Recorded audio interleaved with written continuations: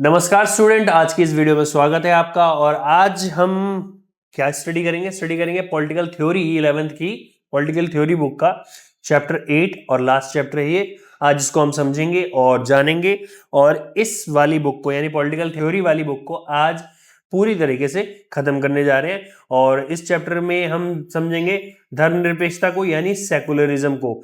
आज का चैप्टर हमें किस कॉन्सेप्ट के बारे में समझाएगा? धर्मनिरपेक्षता यानी सेकुलरिज्म के कॉन्सेप्ट के बारे में समझाएगा। यानी धर्म से जो है संविधान का, लोगों का, समाज का क्या संबंध है, कैसा रिश्ता है, कैसे इसको आपस में ताना बाना बना हुआ है, शासन का, राज्य का, धर्म से, ठीक है, और समाज का।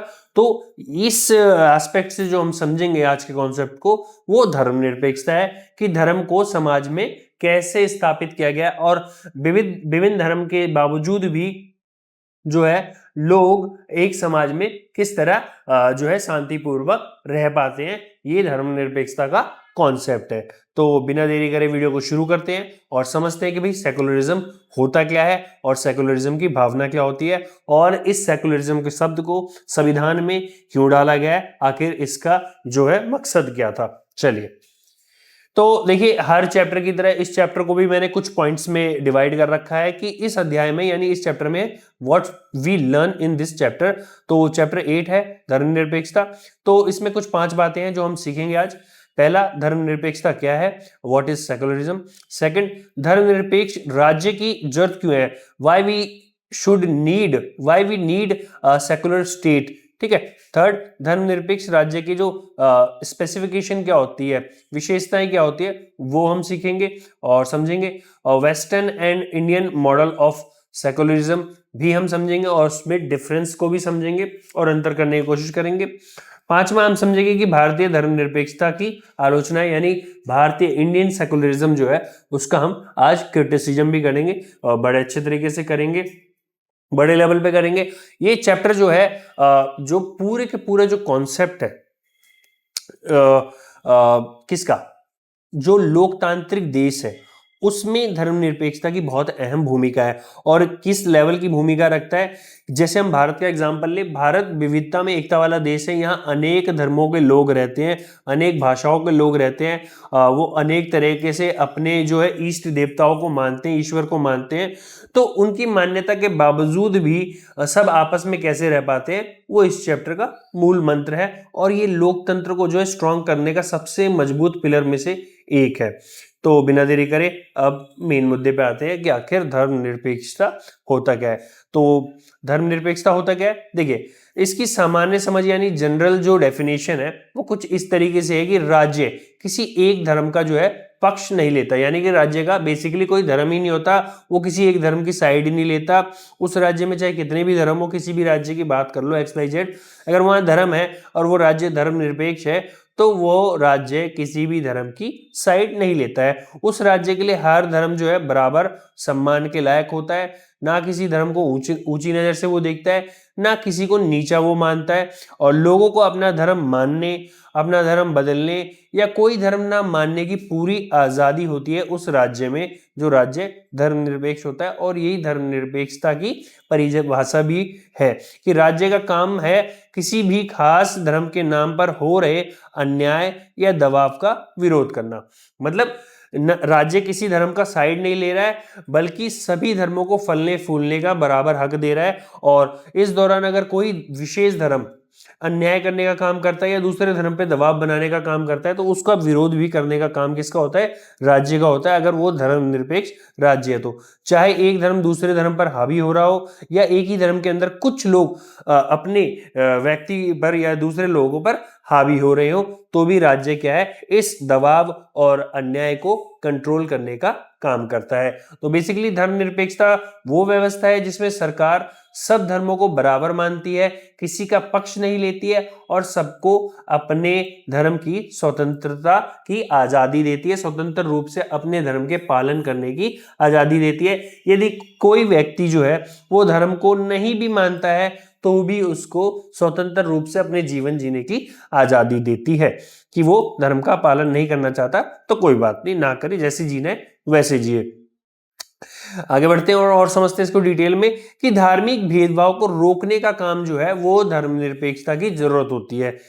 तो अगर धर्मनिरपेक्षता कहीं है, किसी राज्य में है, तो वहां धार्मिक भेदभाव नहीं होना चाहिए। ये जो है धर्मनिरपेक्षता का जो मेन एम होता है, गोल होता है। इसका हम इजराइल का जो एक उदाहरण लेकर चलते हैं कि यहाँ यहूदी नागरिक होते हैं, राजनीति और आर्थिक लाभ जो है यहूदी नागरिकों को ही मिलता है, यानी यहूदी धर्म के जो नागरिक है उन्हें पॉलिटिकल और इकोनॉमिकल लाभ जो है इजराइल में मिलता ही मिलता है। वहीं ईसाई और मुस्लिम अल्पसंख्यक जो लोग हैं इजराइल के अंदर, उन्हें लाभों से जो है वंचित किया जाता है। तो अगर इजराइल अपने आप को धर्मनिरपेक्ष देश कहता है और किसी एक धर्म को वो बढ़ावा देने का काम करता है, तो अवधारणात्मक तौर पे देखें, तो अवधारणात्मक यानी कंसेप्चुअल तौर पे देखें तो वो धर्मनिरपेक्षता को पालन नहीं करता है, बशर्ते वो कहता हो कि मैं धर्मनिरपेक्ष हूं। वहीं यूरोप की बात करें तो वहां गैर ईसाइयों के प्रति यानी नॉन क्रिश्चियन जो लोग होते हैं उनके साथ डिस्क्रिमिनेशन होता है, चाहे वो छोटे रूप में हो और अभी भी वो दिखता है। और ऐतिहासिक रूप से वो यहूदियों को सदियों तक उन्होंने यहूदियों का उत्पीड़न किया था। किसने? यूरोपियन कंट्री ने। तो अगर इस तरीके से अल्पसंख्यकों का या सूक्ष्म लोगों का, कम लोगों का अगर और गैर ईसाई लोगों का भी या गैर धार्मिक लोगों का विरोध और उनके साथ जो उत्पीड़न किया जाए, तो भी कहीं ना कहीं आप धर्मनिरपेक्ष बोल के आप धर्मनिरपेक्षता का पालन नहीं करते हो। पाकिस्तान की बात करें और बांग्लादेश की, तो धार्मिक अल्पसंख्यकों की समस्या वहां बहुत ज्यादा है। हिंदू, सिख, ईसाई और इन लोगों के साथ वहां समय समय पर हम न्यूज देखते कि धर्म के नाम पर काफी सारे जो है उत्पीड़न की खबरें सामने आती रहती है। तो धर्मनिरपेक्षता का काम बेसिकली क्या है कि धार्मिक भेदभाव को रोकना। अगर राज्य खुद को धर्मनिरपेक्ष राज्य कहता है तो वो इस तरह के भेदभाव जो है, चाहे वो राजनीतिक स्तर पे हो, आर्थिक स्तर पे हो या जो है उत्पीड़न के स्तर पे हो, इसको रोकना राज्य का काम होता है। और यही धर्मनिरपेक्षता का मूल मंत्र है और मूल अर्थ है। तो अगर भारत के संदर्भ में हम देखें तो भारत में धार्मिक भेदभाव की समस्या भी काफी हद तक है। और ये 3 दर्दनाक उदाहरण के तौर पे हम भारतीय धार्मिक भेदभाव की समस्या को समझते हैं, जो कि धर्मनिरपेक्षता के अवधारणा के ऊपर कहीं ना कहीं कलंकित करने का काम करता है, यानी उसको नीचा गिराने का काम करता है। धर्मनिरपेक्षता की अवधारणा को भारत के अंदर एक जो 1994 का दिल्ली सिख दंगे हुए थे, इसमें क्या हुआ था, लगभग 2700 से ज्यादा सिखों को मार दिया गया था दंगों के दौरान। और वो भी किस तरीके से मारा गया था? धार्मिक पहचान करके उन्हें मारा और सताया गया था। और पीड़ितों के परिवार को आज तक जो है इंसाफ नहीं मिला और दोषियों को सजा नहीं मिल पाई है। वहीं एक हम कश्मीरी पंडित का उदाहरण लेते हैं, पंडितों के पलायन का उदाहरण लेते हैं, जहां हजारों कश्मीरी पंडितों को घर छोड़ने के लिए विवश होना पड़ा सिर्फ धर्म के आधार पे। और ये जो पलायन है 2 दशकों के बाद भी वो अपने घर लौट नहीं सके। इसके अलावा एक 2002 का गोधरे दंगे का हम एग्जाम्पल लेते हैं, जो कि भारतीय धार्मिक भेदभाव की समस्या में एक महत्वपूर्ण दाग है। जो लगभग 1000 से अधिक लोग मारे गए, जो मुख्यतः मुस्लिम लोग थे। और जीवित बच्चे जो है अब तक अपने गांव या जो उस इलाके में नहीं पहुंच पाए हैं जहां से उनका गोधरा से पलायन हुआ था। तो धर्मनिरपेक्ष राज्य का हमने मूल मंत्र समझा और उसकी जरूरत समझी कि धार्मिक स्तर पे जो भी भेदभाव है उसको रोकने का काम करना। अगर कोई राज्य अपने आप को धर्मनिरपेक्ष राज्य कहता है तो वो सभी धर्मों का सम्मान करना उसका जो है दायित्व है। किसी एक धर्म को बढ़ावा ना देना उसका दायित्व है। और कोई एक धर्म अगर अपने वर्चस्व को या दबाव को बढ़ाने की कोशिश करता है और समाज में अन्याय फैलाने की कोशिश करता है तो उसको रोकना भी जो है एक राज्य का काम है। तो ये धर्मनिरपेक्षता है। और हमने अलग अलग 3-4 अलग अलग देशों के माध्यम से इस उदाहरण को समझने का प्रयास किया।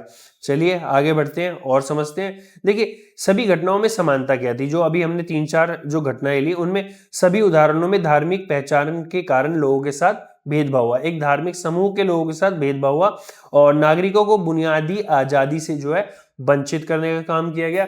चाहे वो इजराइल का उदाहरण हो जहां पे गैर यहूदी लोगों के साथ हुआ हो, चाहे वो यूरोप का उदाहरण है जहां यहूदी अल्पसंख्यकों के साथ भेदभाव हुआ हो, या आप भारत का उदाहरण लो पाकिस्तान या बांग्लादेश का उदाहरण लो। अंतर धार्मिक वर्चस्व और एक धार्मिक समुदाय द्वारा दूसरे का उत्पीड़न, यानी अंतर यानी अपने ही धर्म के अंदर वर्चस्व कायम करना और अपने ही धर्म के अंदर दूसरे लोगों को उत्पीड़न करना, या अपने धर्म का वर्चस्व बढ़ाकर दूसरे धर्म के लोगों का उत्पीड़न करना, इसमें दोनों तरह की घटना जो है शामिल दिखाई दी हमें। तो धर्मनिरपेक्षता का पहला पहलू हम समझते हैं कि अंतर धार्मिक वर्चस्व, यानी अंतर यानी इंटर रिलीजियस जो डोमिनेंस है उसके बारे में हम समझते हैं। अंतर धार्मिक वर्चस्व का विरोध करना ही जो है धर्मनिरपेक्षता का पहला पहलू है और यही उसका सिद्धांत है। एक धर्म के लोग जो है दूसरे धर्म के लोगों पर वर्चस्व कायम ना करें। तो अगर इस पहलू का पालन अगर किया जाता है तो धर्मनिरपेक्षता कहीं ना कहीं लागू हो जाती है। अगर हम इसका रियल लाइफ एग्जांपल देखें तो रियल लाइफ एग्जांपल में हमें फ्रांस में हिजाब बैन वाले जो विवाद और मैटर से हम समझ सकते हैं, जो 2004 से लेकर 11 तक कायम रहा। वहां क्या था, धार्मिक प्रतीक पर प्रतिबंध लगा दिया गया था। यानी धार्मिक प्रतीक मतलब धर्म से जुड़े हुए जितने भी चिन्ह है, चाहे वो पगड़ी हो सरदारों के लिए, मुस्लिमों महिलाओं के लिए हिजाब हो, और कलावा हो या टीका हो, इस तरह के जितने भी धार्मिक चिन्ह थे वो फ्रांस के एजुकेशनल इंस्टीट्यूशंस में बैन कर दिए गए थे। खासकर स्कूलों में बैन कर दिया गया था कि धार्मिक पहचान के चिन्ह को पहनकर जो स्टूडेंट है वो एंटर नहीं कर सकते हैं। इसके अलावा भारत में मंदिर मस्जिद विवाद देखने को मिलता है, जहां अंतर धार्मिक तनाव का उदाहरण है। यानी मंदिर और मस्जिद को लेके एक धर्म दूसरे धर्म पर हावी होते हैं और दूसरा धर्म एक धर्म पर हावी होने का काम करता है, और इस तरह का जो तनाव है हमें भारत में देखने को मिलता है और मिला था। वहीं अमेरिका में 1911 के बाद मुस्लिमों के प्रति भेदभाव धर्मनिरपेक्षता की जरूरत को दर्शाने का काम करता है। जो अमेरिका में 9/11 का जो अटैक हुआ था उसमें कहीं ना कहीं जो है मुस्लिम समुदाय को दोष पहुंचाया गया, और उस अटैक के बाद मुस्लिमों के साथ काफी अमेरिका में भेदभाव चालू हो गया। तो वो वहां के जो सेकुलरिज्म है उस पर कहीं ना कहीं सवाल खड़ा करने का काम करता है, अमेरिका के सेकुलरिज्म पे। तो हम एग्जाम पॉइंट ऑफ व्यू से इसमें एक क्वेश्चन लेकर चल सकते हैं कि अंतर धार्मिक वर्चस्व को परिभाषित करिए। तो इस तरह का जब भी कोई सवाल आता है तो आप इसको एक तरीके से 2 पॉइंट में इस तरह से आप समझा सकते हैं कि एक धार्मिक समुदाय द्वारा दूसरे धार्मिक समुदाय पे वर्चस्व यानी अपनी ताकत जमाना और उसका उत्पीड़न करना, उसके साथ अन्याय करना अंतर धार्मिक वर्चस्व है। वहीं लेकिन जब धर्म निरपेक्षता की बात आती है और अवधारणा का अप्लाई किया जाता है तो अंतर धार्मिक वर्चस्व का विरोध करने वाला ये सिद्धांत है, और ये राज्य को इस दायित्व में डालता है कि अगर उसके राज्य में अंतर धार्मिक वर्चस्व फैल रहा है तो वो उसे कहीं ना कहीं हटाने खत्म करने का काम करे और सभी समुदाय को, सभी धर्म के लोगों को एक समान जो है अधिकार देने का काम करे। ठीक है, हमने अभी समझा अंतरधर्म। अब समझते हैं अंत धार्मिक वर्चस्व यानी विद इन रिलीजन डोमिनेंस, यानी धर्म के अंदर ही डोमिनेशन। अब धर्म के अंदर डोमिनेशन क्या होता है कि धर्म के अंदर छुपे वर्चस्व का विरोध करना भी जो है वो धर्मनिरपेक्षता का जो है काम होता है, और ये दूसरा पहलू है उसका।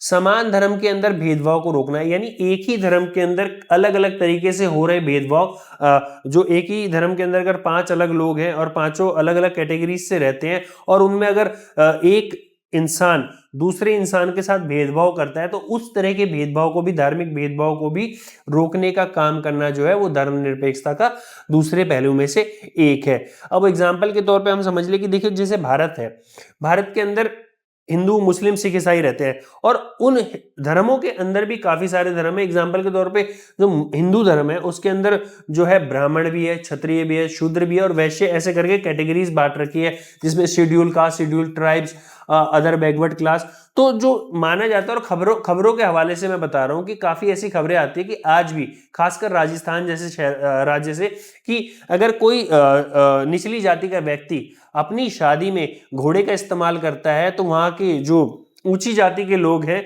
उनकी शादी रुकवा देते हैं या दूल्हे के साथ मारपीट कर देते हैं। तो ये क्या होता है, अंतरधार्मिक वर्चस्व को बढ़ावा देने वाला कार्य होता है, जो इस तरह का कार्य होता है कि छोटी जाति के लोगों को मारना, पीटना या दबाने का काम करना।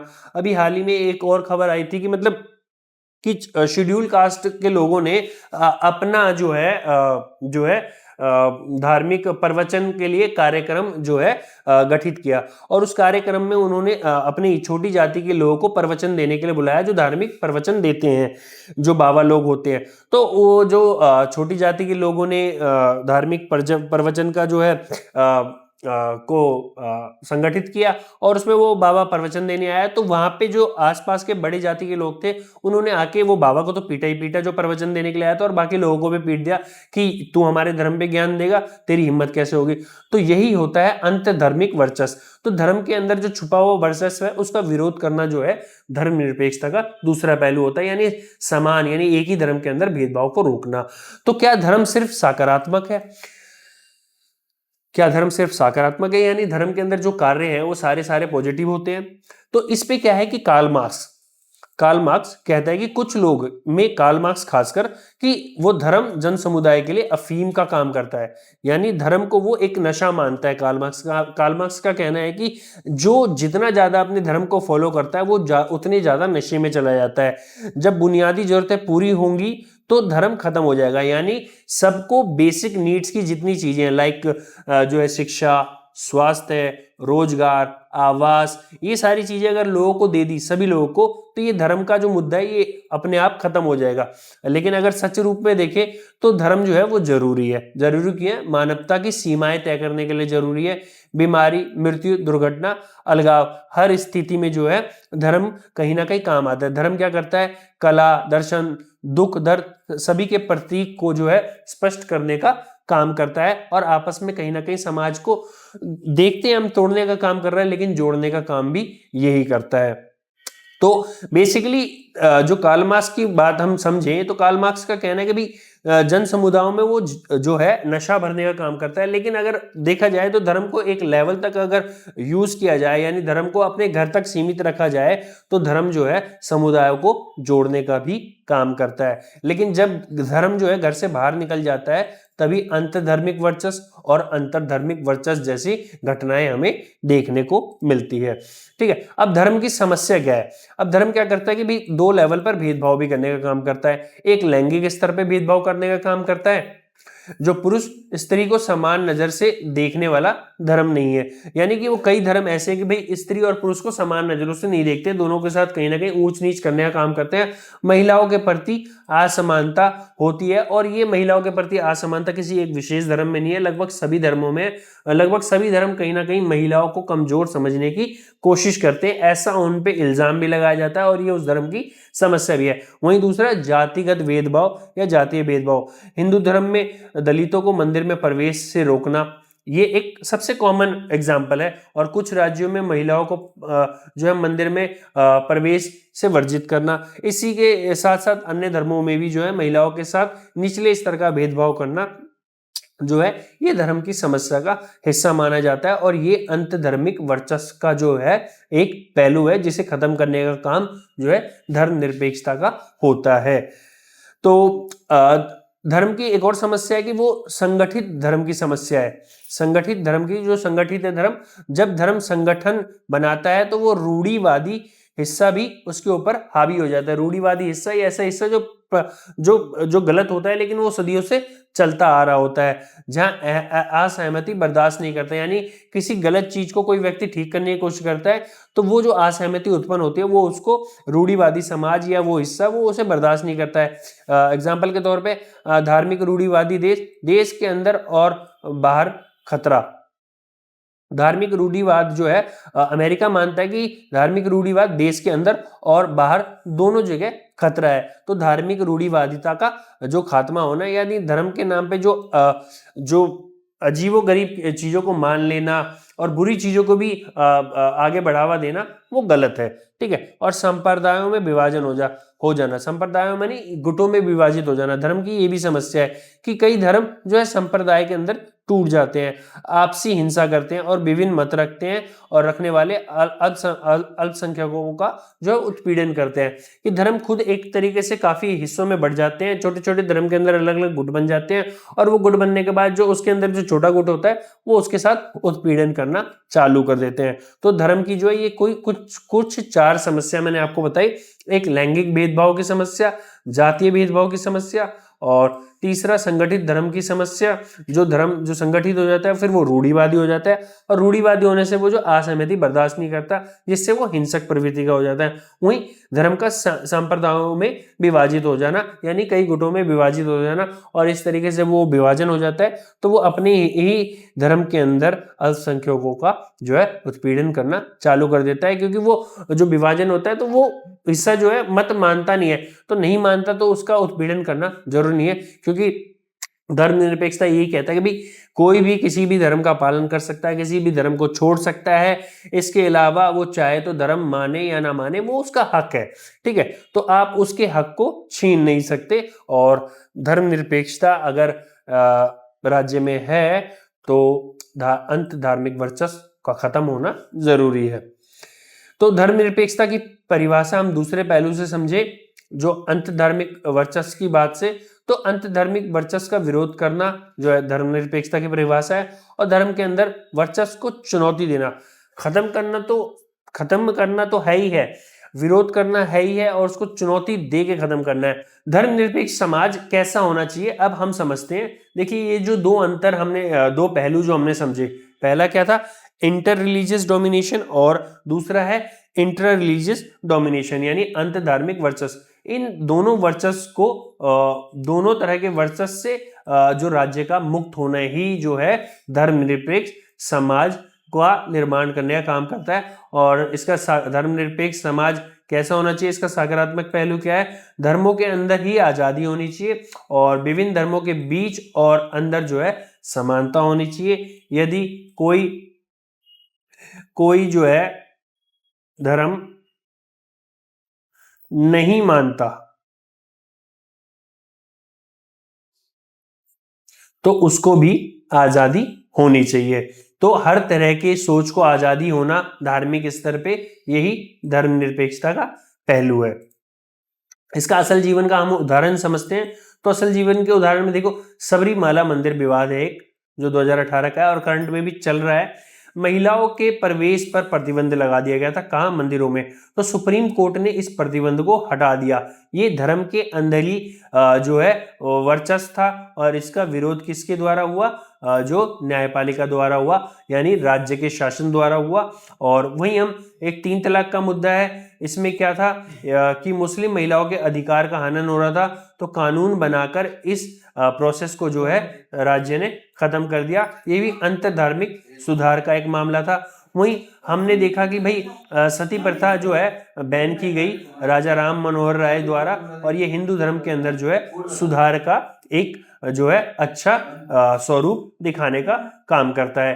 तो यही धर्मनिरपेक्षता के कुछ महत्वपूर्ण पहलू हैं। और अंत धार्मिक वर्चस्व के अर्थ को समझाने संबंधी अगर कोई सवाल आता है तो आपको साफ लिखना है कि भाई धर्म के अंदर छुपा वर्चस्व जो है, जैसे महिलाओं, दलितों, भिन्न मत वाले लोगों के प्रति भेदभाव अगर होता है तो उसको रोकने का काम करना, और इस तरह का जो भेदभाव होता है वो अंतर्धार्मिक वर्चस्व है। और धर्मनिरपेक्षता क्या करता है कि भी अंतर्धार्मिक और अंतर्धार्मिक दोनों तरह के वर्चस्व को का विरोध करता है, और प्लस उसके साथ उसको रोकने का भी काम करता है और खत्म करने का काम करता है। ये जो 2 उदाहरण है, इसके द्वारा हमने इसको समझा। अब हम समझते हैं कि धर्मनिरपेक्ष राज्य की जरूरत क्यों होती है, why we want secular state. ठीक है, सेकुलर स्टेट की नीड क्या है और सेकुलर स्टेट होने के फायदे क्या है। देखिए, हालांकि हमने अभी समझ भी लिया कि भाई धर्मनिरपेक्षता क्या काम करने का काम करता है, और धर्मनिरपेक्षता हर उस धार्मिक बुराई को रोकने का काम करता है जो एक धर्म को दूसरे धर्म पर वर्चस्व कायम करने से रोकता है, और धर्म के अंदर ही वर्चस्व कायम करने से, यानी कि जो ज्यादा अधिक संख्या वाले लोग होते हैं उनके वर्चस्व को रोकने का काम करता है, वो होता है धर्मनिरपेक्षता, धर्म के अंदर और दूसरे धर्म के साथ। तो अब उसी अंदर और उसी साथ के साथ अब चाहिए कि भाई धर्मनिरपेक्ष राज्य की जरूरत क्यों पड़ती है, आखिर धर्मनिरपेक्ष राज्य करता क्या है। देखिए, धर्मनिरपेक्ष राज्य सबसे पहले तो भाई धार्मिक भेदभाव को रोकने का जो है तरीका होता है। अब धार्मिक भेदभाव जब रुकेगा तो क्या होगा, उससे आपसी जागरूकता फैला के वो धार्मिक भेदभाव रोकता है। जैसे शिक्षा में लोगों की सोच बदलने का काम करता है राज्य, साझेदारी और पारस्परिक सहायता बढ़ाने का काम करता है और पूर्व ग्रहों को कम करता है, यानी पुरानी जो क्रूड मान्यताएं होती है, बेकार मान्यताएं होते हैं, उनको कम करने का काम करता है। उदाहरण के लिए दंगों में हिंदुओं द्वारा मुसलमानों को बचाना या वैसा ही मुसलमानों द्वारा हिंदुओं को बचाना, इस तरह की प्रेरणादायक जो है, जो सहयोग को, साझेदारी को बढ़ाने का काम करता है। तो ये होता है आपसी जागरूकता बढ़ाने का काम किसका होता है, ये राज्य का होता है। पर केवल शिक्षा या भलाई काफी नहीं है। आधुनिक समाज में राज्य के पास प्रचुर सार्वजनिक शक्ति है, यानी कि बहुत सारी जो है उसके पास जो है सोशल पावर्स हैं। अब वो सोशल पावर्स हैं जो उनका वो इस्तेमाल कर सकता है अपने मॉडर्न सोसाइटी के अंदर। राज्य सत्ता जैसे काम करती है, जैसे अंतर सामुदायिक यानी इंटर जो कम्युनिटी टकराव है, यानी अंतर सामुदायिक टकराव और धार्मिक भेदभाव पर निर्णायक प्रभाव वो कायम कर सकती है। और वहीं इसके लिए राज्य धर्मनिरपेक्षता की आवश्यकता हमें दिखती है कि धार्मिक टकराव को रोकने का काम जो है वो कौन करता है, वो धर्मनिरपेक्षता करता है। लेकिन राज्य के अंदर धार्मिक टकराव को रोकने का काम कौन करेगा, वो धर्मनिरपेक्ष राज्य करेगा। वहीं धार्मिक समानता को प्रोत्साहित करने का काम कौन करेगा, वो धर्मनिरपेक्षता प्लस राज्य। तो धर्मनिरपेक्ष राज्य ही जो है धार्मिक समानता को प्रोत्साहित करने का काम करता है। तो जो धार्मिक भेदभाव रोकने का तरीका जो है क्या है, धर्मनिरपेक्ष राज्य ही है। और उसमें आपसी जागरूकता बढ़ाने का काम करता है राज्य, और आपसी जागरूकता बढ़ाने के साथ साथ आधुनिक समाज में वो अपनी प्रचुर सार्वजनिक शक्तियों का उपयोग करके ये काम करता है। इसके अलावा धर्मनिरपेक्ष राज्य की कुछ विशेषताएं होती है जिसे हम समझते हैं। देखिए, धर्मतांत्रिक राज्य ना होना, यानी कि नॉट थियोरेटिक स्टेट। ठीक है, कोई भी राज्य अगर धर्मनिरपेक्ष राज्य होता है तो वो धर्मतांत्रिक राज्य नहीं हो सकता, यानी पुरोहिताई व्यवस्था द्वारा शासित नहीं होना है। जहां पे शासन व्यवस्था है वो किसी पुरोहित या पंडित या मौलवी द्वारा नहीं चलती है, बल्कि ना ही जो उनका कानून है वो धर्म ग्रंथों के आधार पर चलता है। वो धर्मतांत्रिक राज्य नहीं होता जो धर्मनिरपेक्ष राज्य होता है। धर्मतांत्रिक राज्य की समस्या क्या होती है कि श्रेणीबद्धता वहां बनी होती है, यानी हायरार्की बनी होती है कि कौन से लोग किस तरह के कार्य करेंगे, वो धर्म के आधार पर डिसाइड होता है। और इस श्रेणी के बाद क्या होता है कि फिर उत्पीड़न हो जाता है, जो निचले स्तर के लोग होते हैं उनके साथ उत्पीड़न होता है। वहीं दूसरे धार्मिक समूहों को धार्मिक स्वतंत्रता जो है उस राज्य में नहीं मिलती है, जो धर्म तांत्रिक राज्य होते हैं। लेकिन जो धर्मनिरपेक्ष राज्य होते हैं वो बिल्कुल ही अलग होते हैं धर्मतांत्रिक राज्यों से। अब धर्मनिरपेक्ष राज्यों में क्या होता है, पुरोहित व्यवस्था के बजाय जो है और धार्मिक ग्रंथों के बजाय जो है एक संविधान जो होता है, यानी कानून का ऐसा पुस्तक जो कि पूरे देश या राज्य को चलाने का काम करता है बिना धर्म के आधार पे, उसका जो है बाहुबल होता है। और उससे ही डिसाइड होता है कि शासन की व्यवस्था जो है कैसी होगी, ना कि पुरोहिताई व्यवस्था यानी पंडित या मौलवी द्वारा चलाई जाने वाली व्यवस्था होगी।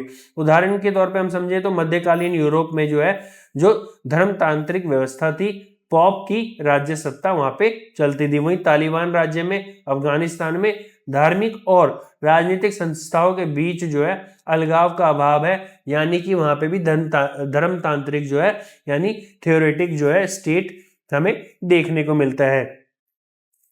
इसके अलावा जो दूसरी जो है धर्म निरपेक्ष राज्य की विशेषता, किसी धर्म की स्थापना नहीं करता है। नो स्टेट रिलीजन, यानी धर्म, राज्य का कोई धर्म खुद भी नहीं होता है। राज्य किसी खास धर्म के साथ घनिष्ठ गठजोड़ भी नहीं बनाता है, और कोई आधिकारिक राज्य धर्म भी नहीं होता है, यानी कि राज्य का कोई धर्म भी नहीं होता है और राज्य किसी धर्म का निर्माण भी नहीं करता है और किसी धर्म के साथ जो है रिश्ता भी जोड़ने का काम नहीं करता है। ये होता है धर्मनिरपेक्ष राज्य की विशेषता। उदाहरण के तौर पे हम समझे तो 16वीं सदी का जो इंग्लैंड है, एंगल चर्च राष्ट्र का आधिकारिक धर्म माना जाता था उस टाइम पे, और पुरोहित द्वारा तो शासन नहीं होता था, लेकिन पक्ष पोषण जो है वो पुरोहित द्वारा ही होता है। कहीं ना कहीं जो शासन है वो पुरोहित द्वारा ही चलता था। इस तरीके से जो है वहां पे जो है धर्म की स्थापना के रूप में हम देख सकते हैं, रिलीजियस स्टेट के रूप में 16वीं सदी के इंग्लैंड को। और वहीं पाकिस्तान में जो है सुन्नी इस्लाम है और आधिकारिक राज्य धर्म भी जो है वो सुन्नी इस्लामिक स्टेट के रूप में जो है पाकिस्तान खुद को स्थापित करता है और इस्लाम का वो प्रचार प्रसार करता है। तो जो वो है स्टेट रिलीजन है उसका, तो वो बिल्कुल ही अगेंस्ट है किसके, धर्मनिरपेक्षता के, क्योंकि जो धर्मनिरपेक्ष राज्य होता है वहां किसी धर्म की स्थापना नहीं होती है, ना ही मान्यता होती है, ना ही कोई धर्म जो है आधिकारिक होता है। ऐसे शासन तंत्र जो धर्म की स्थापना करते हैं, आंतरिक विरोध और धार्मिक समानता की वहां गुंजाइश बिल्कुल भी नहीं होती है। ठीक है, जहां धर्म को बाहुबल दिया जाएगा तो वहां आंतरिक विरोध की गुंजाइश जो अधिक हो जाती है और धार्मिक समानता जो है बिल्कुल ही खत्म हो जाती है, मतलब ये है इसका। और वहीं जो धर्मनिरपेक्ष राज्य की तीसरी विशेषता हम समझे कि धर्म और सत्ता का संबंध है ना बिल्कुल अलग होता है। धर्म बिल्कुल अलग कॉन्सेप्ट होता है और स्टेट पावर जो होती है बिल्कुल अलग होती है। राज्य ना धर्मतांत्रिक होता है, जो कि हमने पहले समझा, ना राज्य किसी धर्म की स्थापना करता है ना करेगा, किसी धर्म के साथ उसका जो है फॉर्मल जो है लीगल जो है जो गठजोड़ नहीं होता, औपचारिक कानूनी गठजोड़ नहीं होता है। और यानी कि इस तरीके से धर्म बिल्कुल अलग होता है और राज्य बिल्कुल अलग भूमिका अदा करते हैं, दोनों की सेपरेट जो है एंटिटी होती है। गैर धार्मिक सिद्धांतों के प्रति वो जो है धर्मनिरपेक्ष राज्य प्रतिबद्धता दिखाता है। शांति, धार्मिक स्वतंत्रता, धार्मिक उत्पीड़न से जो है शांति धार्मिक स्वतंत्रता को बढ़ावा देता है और धार्मिक उत्पीड़न को है जो है उससे आजादी दिलाने का काम करता है। भेदभाव और वर्जना से, यानी जो है भेदभाव से और दूसरे को नीचा दिखाने जैसे कृत्य से आजादी दिलाने का काम करता है। अंतरधर्मिक और अंतधर्मिक जो है समानता और वर्चस्व को खत्म करता है और समानता को जो है बढ़ावा देने का काम करता है। तो धर्मनिरपेक्ष राज्य की कोई 4 खास विशेषताएं होती हैं, तो इनको आप समझ लीजिए कि धर्मतांत्रिक राज्य नहीं होता है, यानी राज्य किसी पुरोहित व्यवस्था से नहीं चलता है, किसी धर्म ग्रंथ से नहीं चलता है और राज्य किसी धर्म की स्थापना नहीं करता है। ठीक है, राज्य का कोई आधिकारिक धर्म नहीं होता है और धर्म और राज्य जो है दोनों बिल्कुल अलग अलग होते हैं और गैर धार्मिक सिद्धांतों के प्रति भी जो है राज्य प्रतिबद्ध होता है। तो असल जीवन के उदाहरण में हम देखें तो धर्मनिरपेक्ष राज्य जो है भारत में हमें देखने को मिलता है। सभी धर्मों को समान जो संरक्षण मिलता है, एक जैसा सभी धर्मों के साथ जो है राज्य एक जैसा बर्ताव करने का काम करता है, किसी भी धर्म के साथ कोई भेदभाव करने का काम नहीं करता है और ये भारतीय संविधान में लिखित है। ठीक है, वहीं हम फ्रांस का उदाहरण ले तो कड़ा संबंध विच्छेदन है। कड़ा संबंध विच्छेदन मतलब धर्म और राज्य बिल्कुल ही कड़क रूप से एक दूसरे से अलग है। धर्म निजी मामला है और उस पर राज्य जो है बिल्कुल भी हस्तक्षेप देने का काम नहीं करता है और राज्य के मामले में धर्म बिल्कुल भी हस्तक्षेप नहीं दे सकता है। वहीं सऊदी अरब का हम धर्मनिरपेक्षता देखें तो वो धर्मतांत्रिक राज्य है। इस्लाम जो है राजधर्म है और शरिया कानून वहां चलता है। तो इस तरीके से हमने जो है धर्मनिरपेक्ष राज्य की जरूरत को समझा और धर्मनिरपेक्ष राज्य जो है लोकतंत्र के लिए बहुत आवश्यक है। किसके लिए आवश्यक है? अपना जो लोकतंत्र है ना, या जिसे हम आज के टाइम पे डेमोक्रेसी बोलते हैं, जिसके अंदर आज हम खुल के अपनी बात को रखते हैं, चिल्लाते हैं और बोलते हैं आज़ादी आज़ादी। तो इस तरह की बात को रखने वाला जो देश होता है, जहाँ पे कोई भी नीचे से नीचे का तबका या ऊपर से ऊपर का तबका जो राज्य के सामने एक जैसा लगता है, कानून के सामने एक जैसा लगता है, वो होता है सिर्फ लोकतांत्रिक स्टेट के अंदर। और लोकतांत्रिक स्टेट की जो नींव होती है वो धर्मनिरपेक्षता होती है, जिसे हम भारत में रह के अच्छे से महसूस कर सकते हैं। आपको कैसा फील होता है डेमोक्रेसी के बारे में और सेकुलरिज्म के बारे में भारत में रह के? थोड़ा अपना अनुभव भी कमेंट में साझा करें और आपने अब तक क्या समझा उसको भी कमेंट में साझा करने की कोशिश जरूर करें।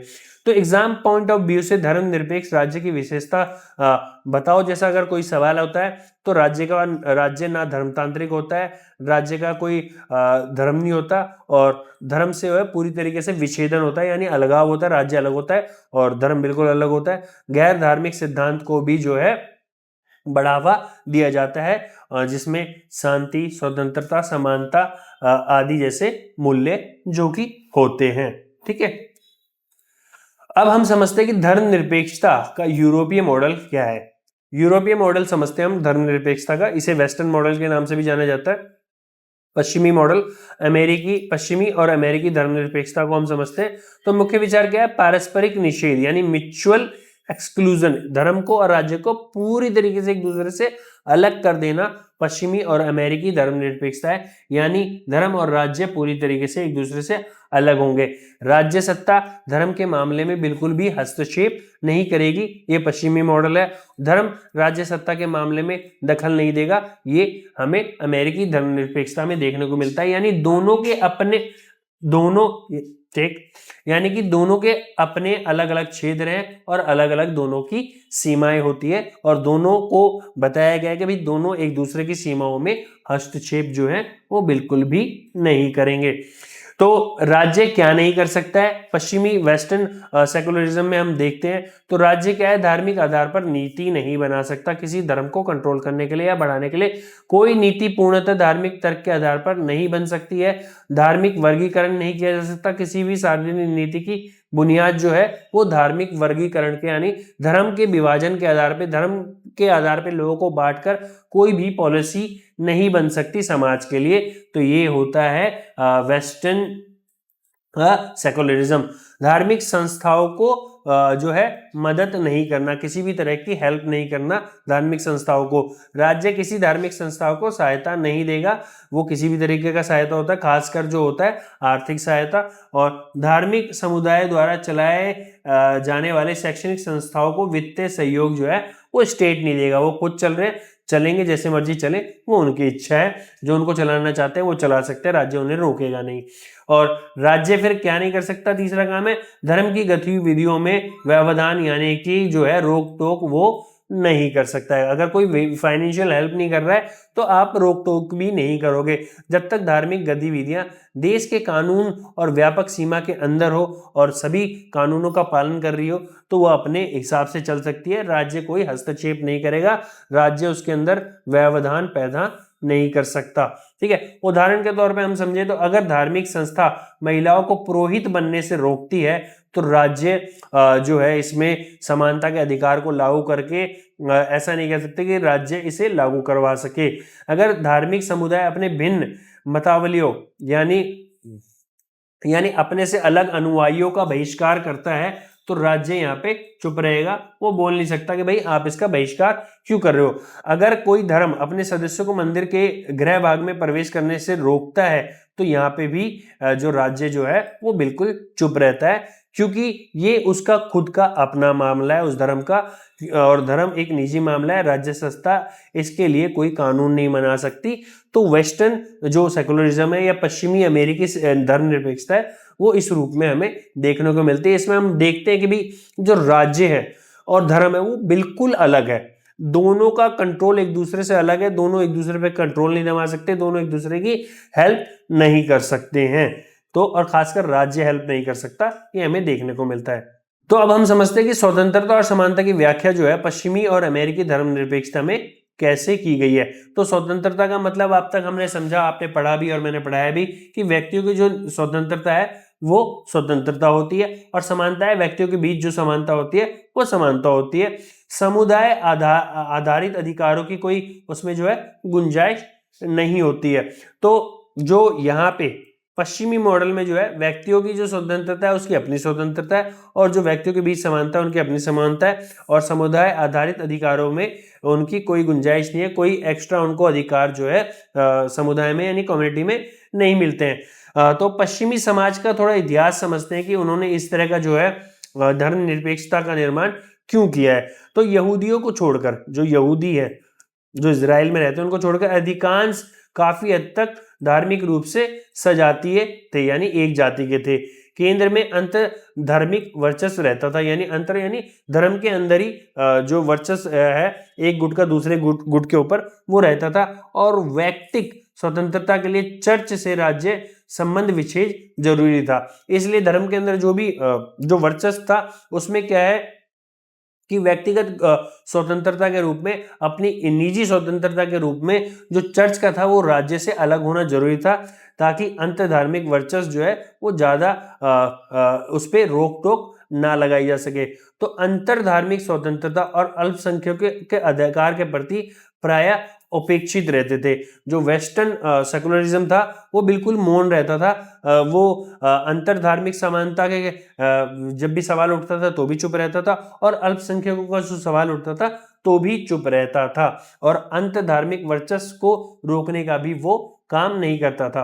तो इस तरह का जो सेकुलरिज्म है ये वेस्टर्न सेकुलरिज्म है, जो अपने आप को पूरा नाता जो है धर्म से अलग करके रखने का होता था।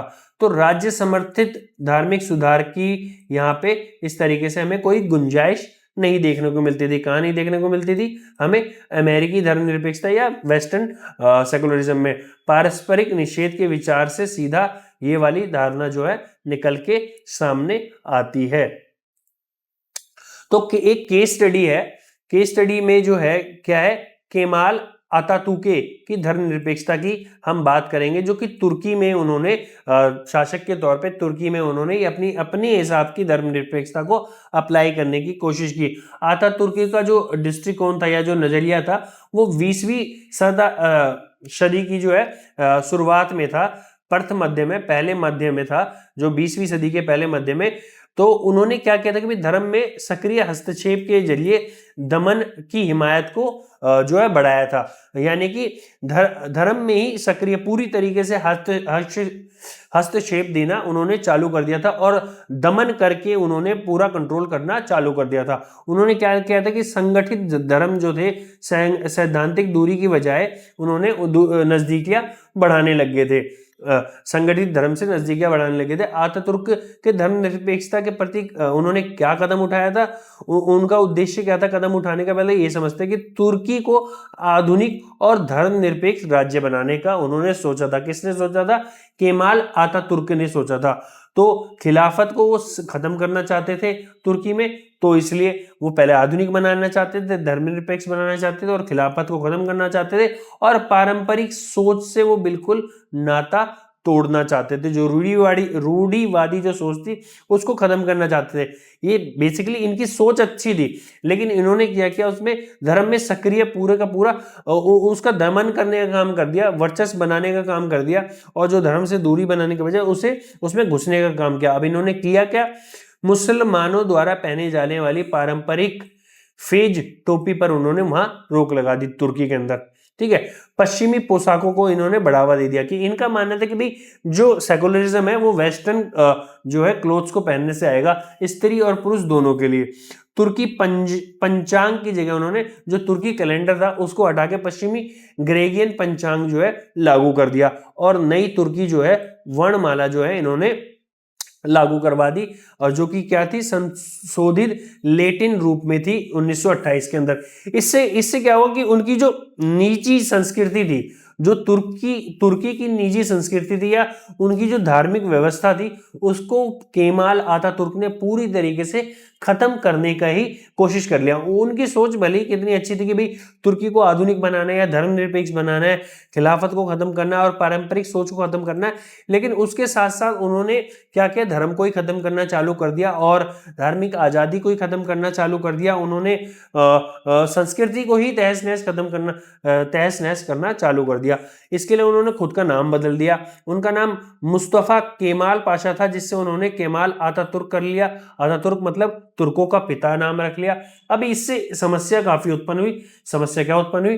पहचान से जुड़ा नाम रखने की जो आजादी थी वो खत्म कर दी गई। जो किसी व्यक्ति की अपनी पहचान से जुड़ी आजादी, नाम रखने की आजादी थी, खत्म। अपनी पसंद के कपड़े पहनने की आजादी पूरी तरीके से खत्म कर दी गई। बोलचाल की भाषा ही बदल दी गई। तो समाज में जो है धर्मनिरपेक्षता की जगह जो है उसका उल्टा वर्चस्व कायम होना चालू हो गया शासक का। देखिए, हमने तुर्की के जो है धर्मनिरपेक्षता के बारे में समझा कि कैसे दो अतातुर्क ने वहां जबरन बदलाव करने की कोशिश की।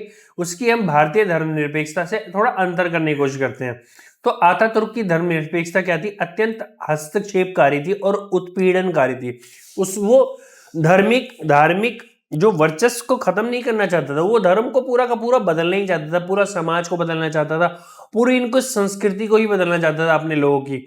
और उनके ऊपर जो है वेस्टर्न सेकुलरिज्म को डालने के साथ साथ उनके ऊपर वेस्टर्न कल्चर को भी थोपने का उसने काम किया। किसने? अतातुर्क ने। और ये समस्या थी। लेकिन भारतीय धर्मनिरपेक्षता सैद्धांतिक दूरी बनाता है।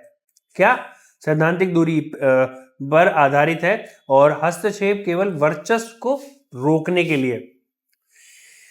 हस्तक्षेप को रोकने का काम जो है भारतीय धर्मनिरपेक्षता करती है और धर्म से सैद्धांतिक दूरी बनाता है, यानी थियोरेटिकली वो दूर रहने का काम करता है। किससे? धर्म से।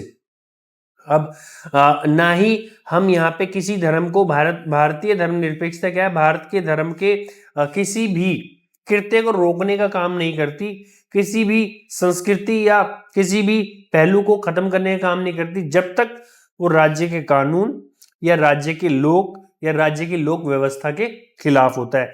जब तक धर्म अपना सही तरीके से पालन हो रहा है तब तक धर्म ठीक है।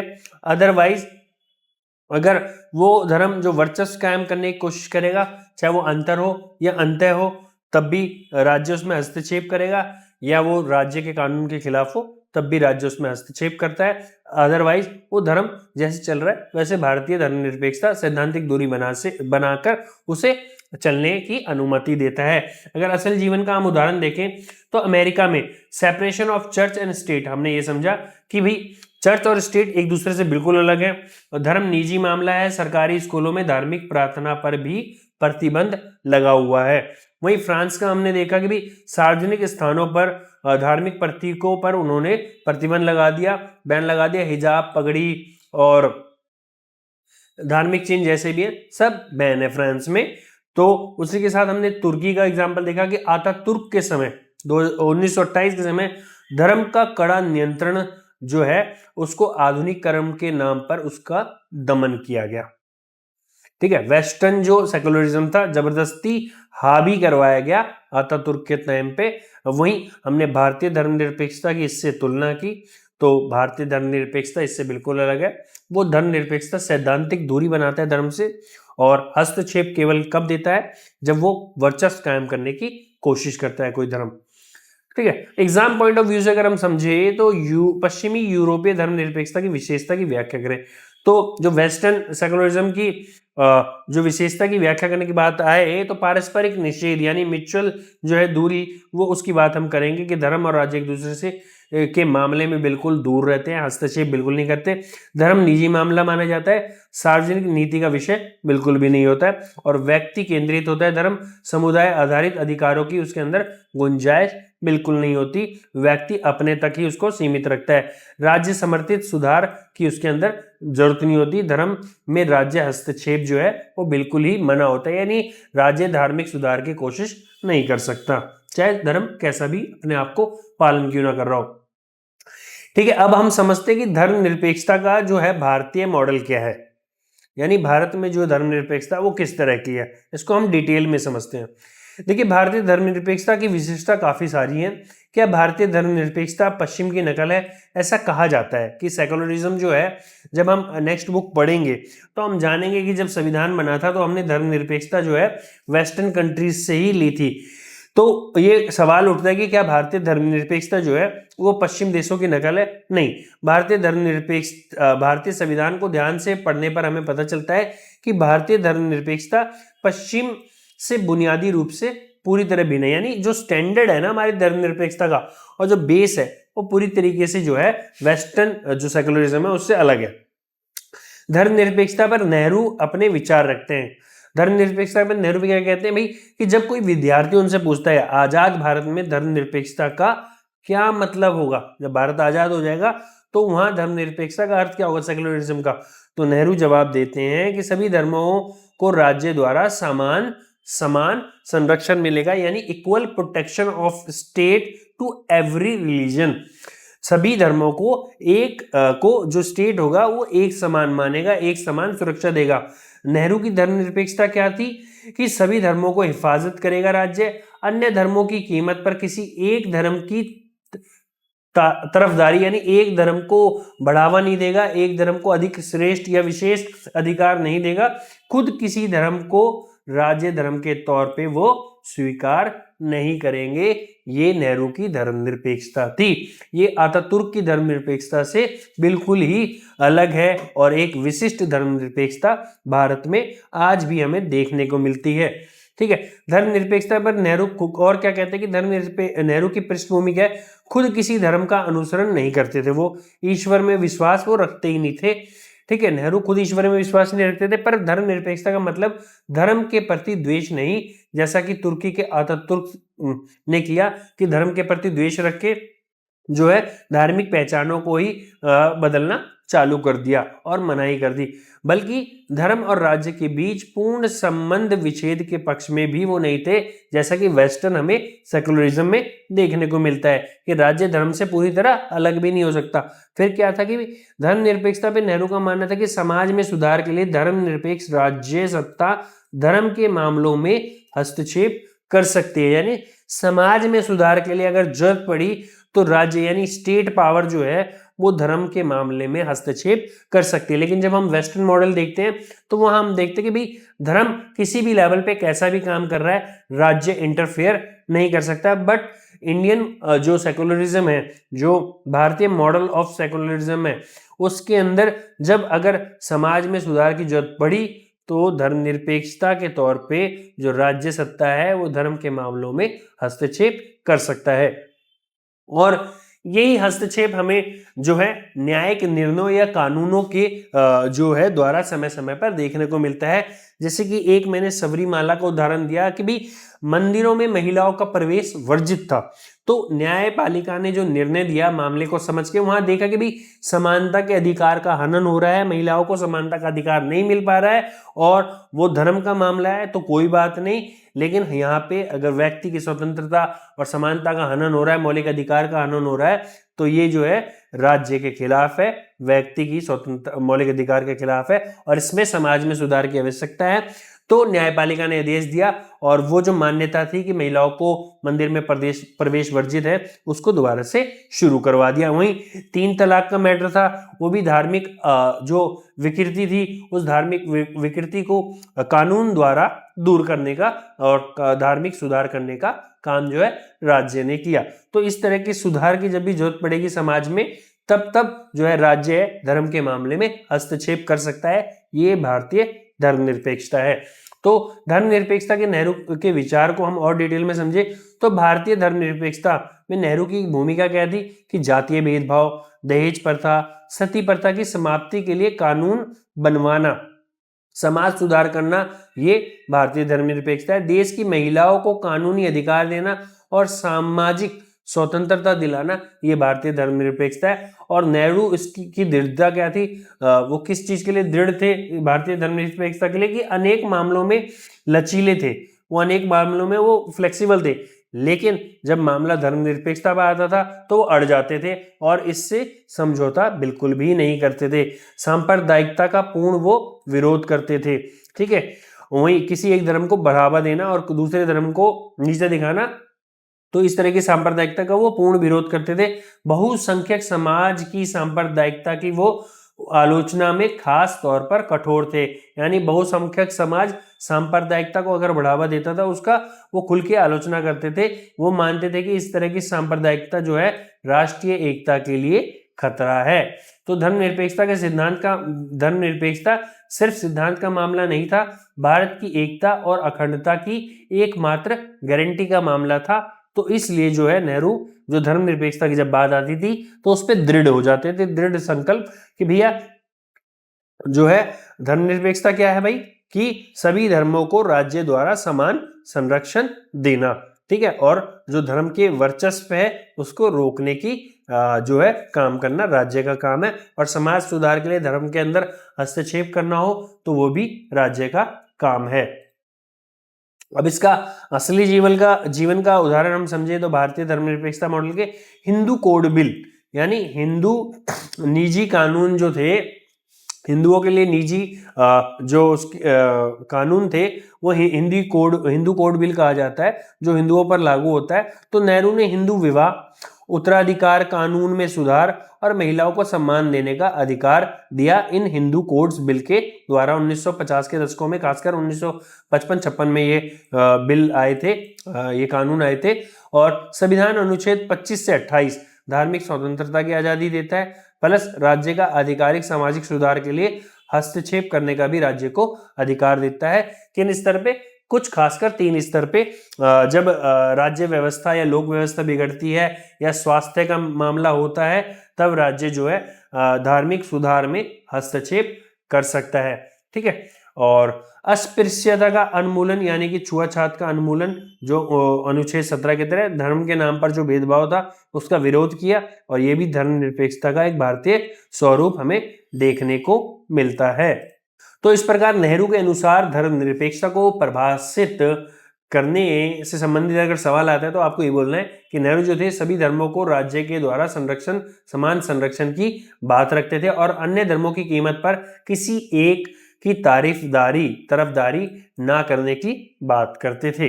तो ये था भारतीय धर्मनिरपेक्षता का नेहरू मॉडल, जो आज तक हम जिसके छत्र छाया में रह रहे हैं। तो अब हम समझते हैं कि भारतीय जो धर्मनिरपेक्षता है उसकी खास कुछ विशेषताएं हैं जो उसे वेस्टर्न जो है सेकुलरिज्म से या पश्चिमी धर्मनिरपेक्षता से अलग करने का काम करता है। वो क्या है, चलिए एक एक करके समझते हैं। पहले हम इसकी भारत की जो धर्मनिरपेक्षता है उसको वेस्टर्न जो सेकुलरिज्म है फ्रांस, उससे तुलना करने का काम करते हैं कि फ्रांस और भारत दोनों धर्मनिरपेक्ष राज्य हैं।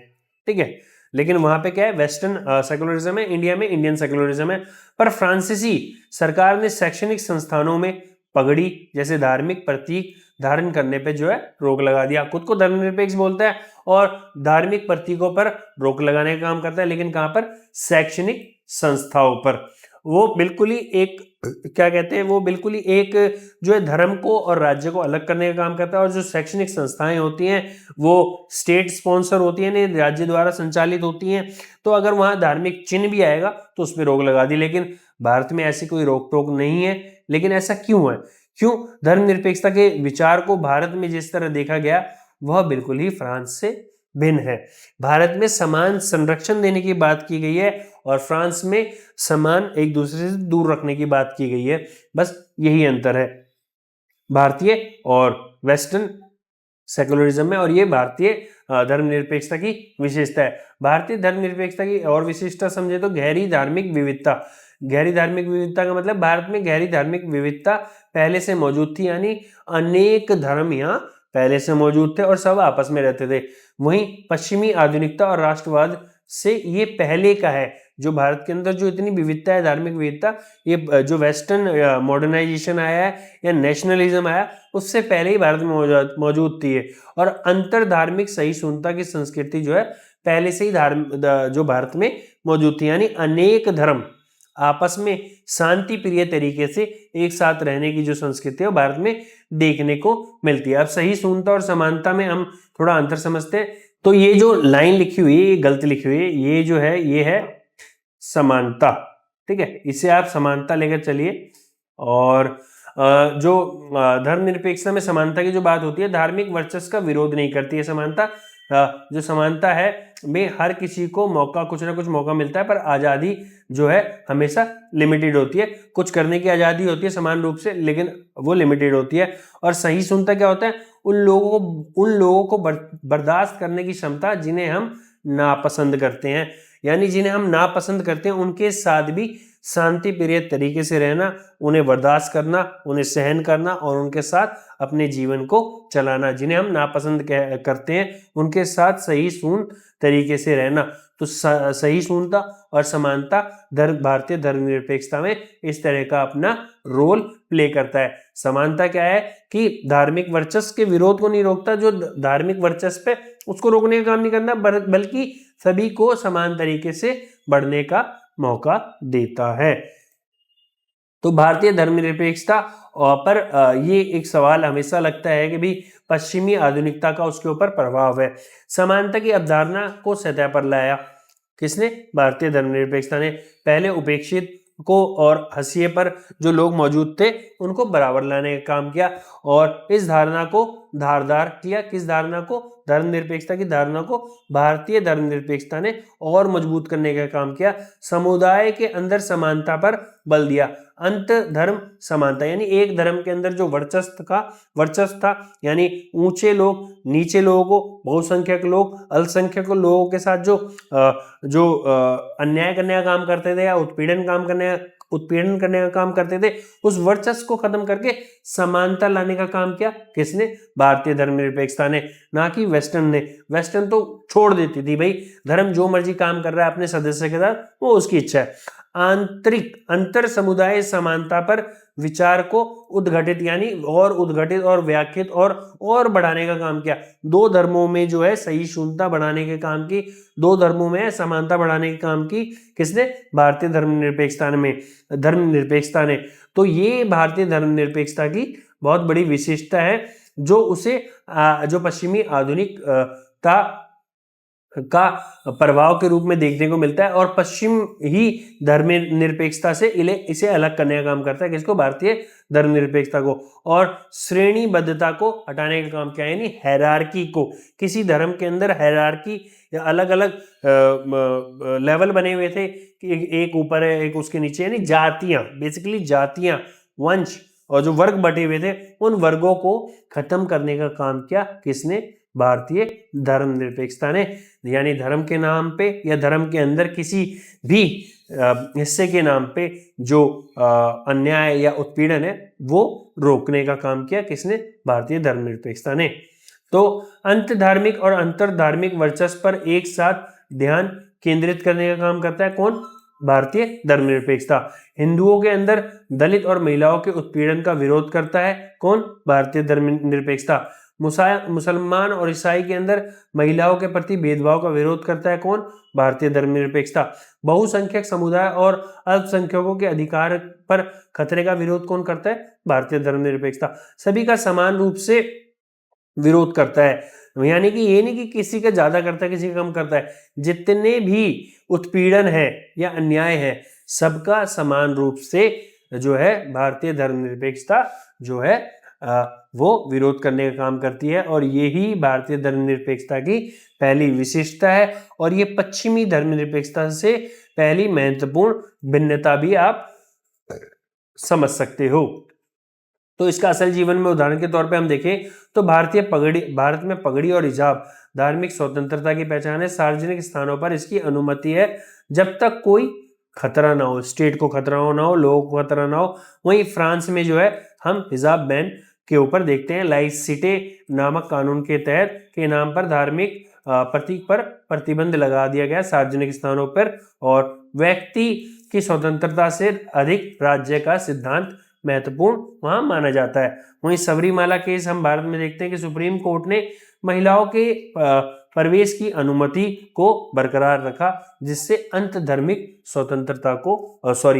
धार्मिक समानता को बढ़ावा मिला। तो भारतीय धर्मनिरपेक्षता की पहली विशेषता क्या है कि भाई ये धर्म के अंदर या अंतधर्म या अंतर धार्मिक वर्चस्व को ध्यान केंद्रित करके उनके वर्चस्व को खत्म करने का काम करता है। दूसरी विशेषता क्या है भाई भारतीय धर्मनिरपेक्षता की? व्यक्ति प्लस समुदाय के अधिकार, ये दोनों को देखने का काम करता है। पश्चिमी मॉडल क्या है? केवल व्यक्तियों की धार्मिक आजादी पर ध्यान देता है, समुदाय आधारित अधिकारों की वहां कोई गुंजाइश नहीं है। जो भी इंडिविजुअल है वो बस उस पर फोकस करता है। लेकिन अगर हम भारतीय मॉडल देखें धर्मनिरपेक्षता का, तो व्यक्तियों की धार्मिक आजादी के साथ साथ अल्पसंख्यक समुदायों की धार्मिक आजादी पर भी वो ध्यान देता है, ताकि समान रूप से सबका हित बढ़ सके। हर आदमी को अपनी पसंद का धर्म मानने का अधिकार जो है वो देता है कौन? भारतीय मॉडल देता है।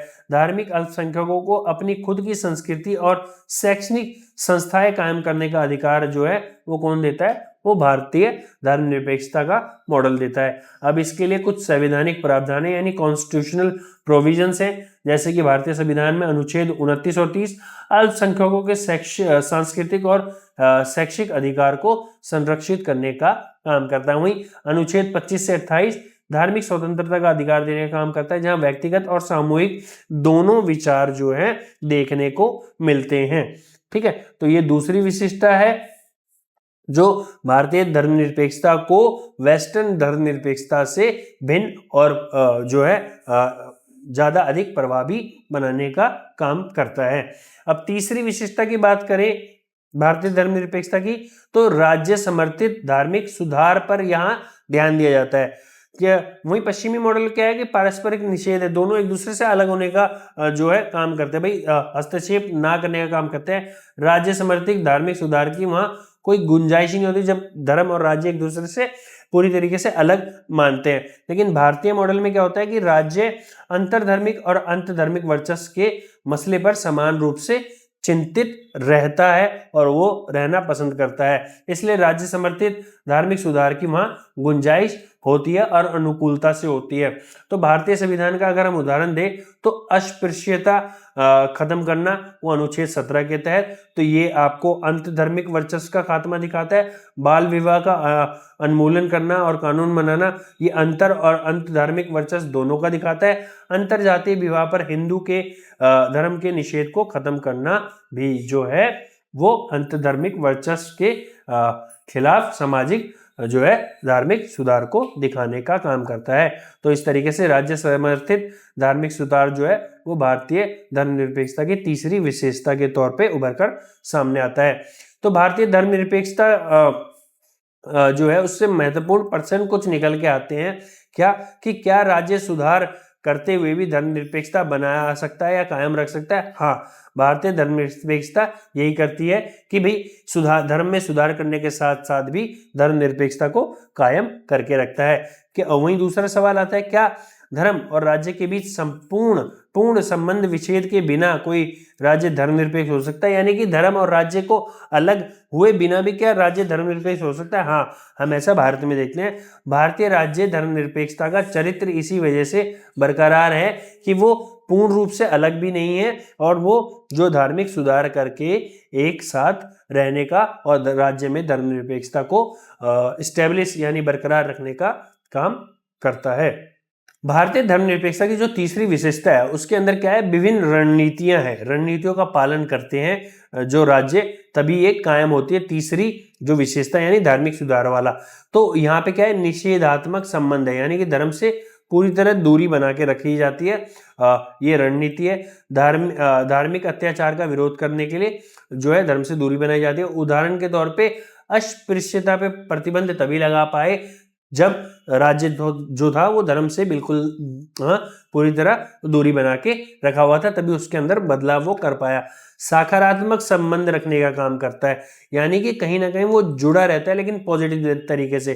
पॉजिटिव तरीके से मतलब राज्य की ओर से सहायता भी मिलती है किसी धर्म को। उदाहरण के लिए भारतीय संविधान सभी धार्मिक अल्पसंख्यकों को अपनी शिक्षा संस्थाएं खोलने और चलाने का जो है वो पूर्ण अधिकार देता है। तो ये जो है तीसरी विशेषता की जो रणनीति है जो धार्मिक सुधार करने के लिए जो है ये दो रणनीति जो भारतीय धर्मनिरपेक्षता में अपनाई जाती है। निषेधात्मक संबंध यानी धर्म से दूरी भी होना और सकारात्मक संबंध ये धर्म से जुड़ाव भी होना। भारतीय राज्य की धर्मनिरपेक्षता की रणनीति क्या है कि भाई वो अमेरिका की तरह अमेरिकी शैली में धर्म से विलग यानी अलग हो सकता है जरूरत अगर पड़ती है तो, या धर्म के साथ संबंध बना सकता है अगर जरूरत पड़ती है तो। यानी निषेधात्मक संबंध भी है और सकारात्मक संबंध भी है, क्योंकि यहाँ पे क्या है कि भाई धार्मिक सुधार जो है वो आवश्यक पड़ने पर राज्य कर सकता है। अगर पूरी तरह राज्य अलग हो जाएगा तो धार्मिक सुधार की जो संभावना है वो पूरी तरीके से खत्म हो जाएगी। देखिए भारतीय धर्मनिरपेक्षता में जो सर्वधर्म संभव की जो है ये जो कहावत है सभी धर्म समान है, इसकी भी एक सीमा है, ये लिमिटेड है। ये मुहावरा जो है भारतीय धर्मनिरपेक्षता के लिए जो है वो पर्याप्त नहीं है। शांतिपूर्ण सह अस्तित्व अंतर धार्मिक सहिष्णुता काम इससे नहीं चलेगा। सब धर्म मिलकर समान रूप से चले, सर्वधर्म संभव। अब इसमें क्या है, भारतीय क्यों ये जो सीमा लगाता है ये मुहावरा, ये पूरा पूर्ण नहीं करता भारतीय धर्मनिरपेक्षता को। देखिए धर्मनिरपेक्षता का तात्पर्य शांतिपूर्ण है, सहअस्तित्व है यानी शांतिपूर्ण तरीके से एक साथ रहना, सहिष्णुता यानी कि विरोध होने पर भी एक दूसरे को शांतिप्रिय नजर से देखना। तो जो भारतीय धर्मनिरपेक्षता है वो शांति, सहअस्तित्व, सहिष्णुता से काफी आगे की बात करता है। कैसे? सभी धर्मों के प्रति समान भावना, ये अस्पष्ट है इसके अंदर, किसके अंदर? सब धर्म संभव के अंदर। भारतीय धर्मनिरपेक्षता सभी धर्मों में टेक। भारतीय धर्मनिरपेक्षता सभी धर्मों में राज्य सत्ता के सैद्धांतिक हस्तक्षेप की अनुमति देता है। यहाँ यानी कि जहां पे भी जरूरी लगेगा वहां पे राज्य हस्तक्षेप कर सकता है। तो यहाँ पे क्या है, सभी धर्मों के प्रति समान भावना जो है वो अस्पष्ट हो जाती है। कोई धर्म कह सकता है कि भाई आप जो है मुझ पर सबसे ज्यादा हावी हो रहे हो, मुझ पे सबसे ज्यादा कंट्रोल कर रहे हो और सारी चेंजेस जो है आप मेरे अंदर कर रहे हो। तो यहाँ पे जो है समानता की जो अवधारणा जो है वो जो है समाप्त हो सकती है। ऐसा हस्तक्षेप हर धर्म के कुछ खास पहलुओं के प्रति असमान प्रदर्शित करता है। ठीक है, और उसका उदाहरण हम देखें तो जातिगत विभाजन धर्म के स्तर पर मान्य है। ठीक है, धर्म बोलता है कि जातिगत विभाजन हो सकता है, लेकिन भारतीय धर्मनिरपेक्षता जो है के अंतर्गत जो जातिगत विभाजन है वो धर्म के अंदर वो मान्य नहीं है। आज भी भारत में जातियां हैं, अलग अलग किस्म की जाति हैं, अलग अलग जाति के स्तर पर लोग हैं, लेकिन अगर हम भारत संविधान की बात करें तो संविधान किसी जाति को नहीं मानता और जातिगत आधार पर भेदभाव को वो प्रतिबंधित करने का काम करता है। और वहीं धर्मनिरपेक्षता भी ऐसा ही काम करती है। धर्मनिरपेक्ष राज्य के लिए जरूरी नहीं है कि धर्म के हर पहलू को एक जैसा सम्मान प्रदान करे।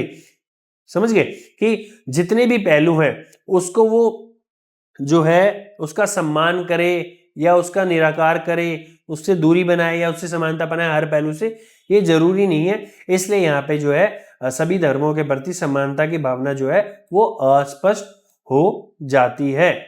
तो क्योंकि धर्म के अंदर जरूरत पड़ने पर भारतीय धर्मनिरपेक्षता जो है वो हस्तक्षेप कर सकती है। तो सर्वधर्म संभव वाली भावना जो है वो कहीं ना कहीं अधूरी यहाँ देखने को मिलती है जब राज्य के हस्तक्षेप का सवाल आता है। तो इसका रियल लाइफ एग्जांपल देखिए, सब धर्म संभव वाला यानी सभी धर्म शांति से एक साथ रह सकते हैं। तो हज सब्सिडी जो थी वो 2018 तक थी। राज्य द्वारा मुस्लिमों को हज यात्रा के लिए आर्थिक सहायता दिया जाता था। ये सकारात्मक जुड़ाव का एक पहलू हमें देखने को मिलता है। वहीं मदरसों का मॉडर्नाइजेशन की भी बात हो रही है कि सरकार द्वारा मदरसों में आधुनिक शिक्षा की सुविधा दी जाएगी और धर्म के सुधार के लिए वो मदरसों में हस्तक्षेप करने का काम कर रही है। वहीं मंदिर प्रबंधन यानी मैनेजमेंट की बात होती है तो कुछ राज्यों में सरकार द्वारा मंदिरों का प्रबंधन जैसे तमिलनाडु में किया जा रहा है, वो एक सकारात्मक जुड़ाव है। और हाल ही में राम मंदिर में जो है चंदा चोरी का मामला सामने आया है। तो इस मामले में अगर जो जांच होगी और जांच होने के बाद जब तथ्य सामने आएंगे, जो चोरी का सत्यापन अगर सच हो गया तो राज्य जो है यानी कि उत्तर प्रदेश राज्य या केंद्र सरकार जो है मंदिर का प्रबंधन अपने हाथ में ले सकती है और उसमें जैसे भी चंदा आता है और उस चंदे का इस्तेमाल किस तरीके से होता है उसका देखभाल करने का दायित्व जो है वो राज्य अपने हाथ में ले सकता है, ताकि मंदिर का प्रशासन जो है और प्रबंधन वो सही तरीके से चले।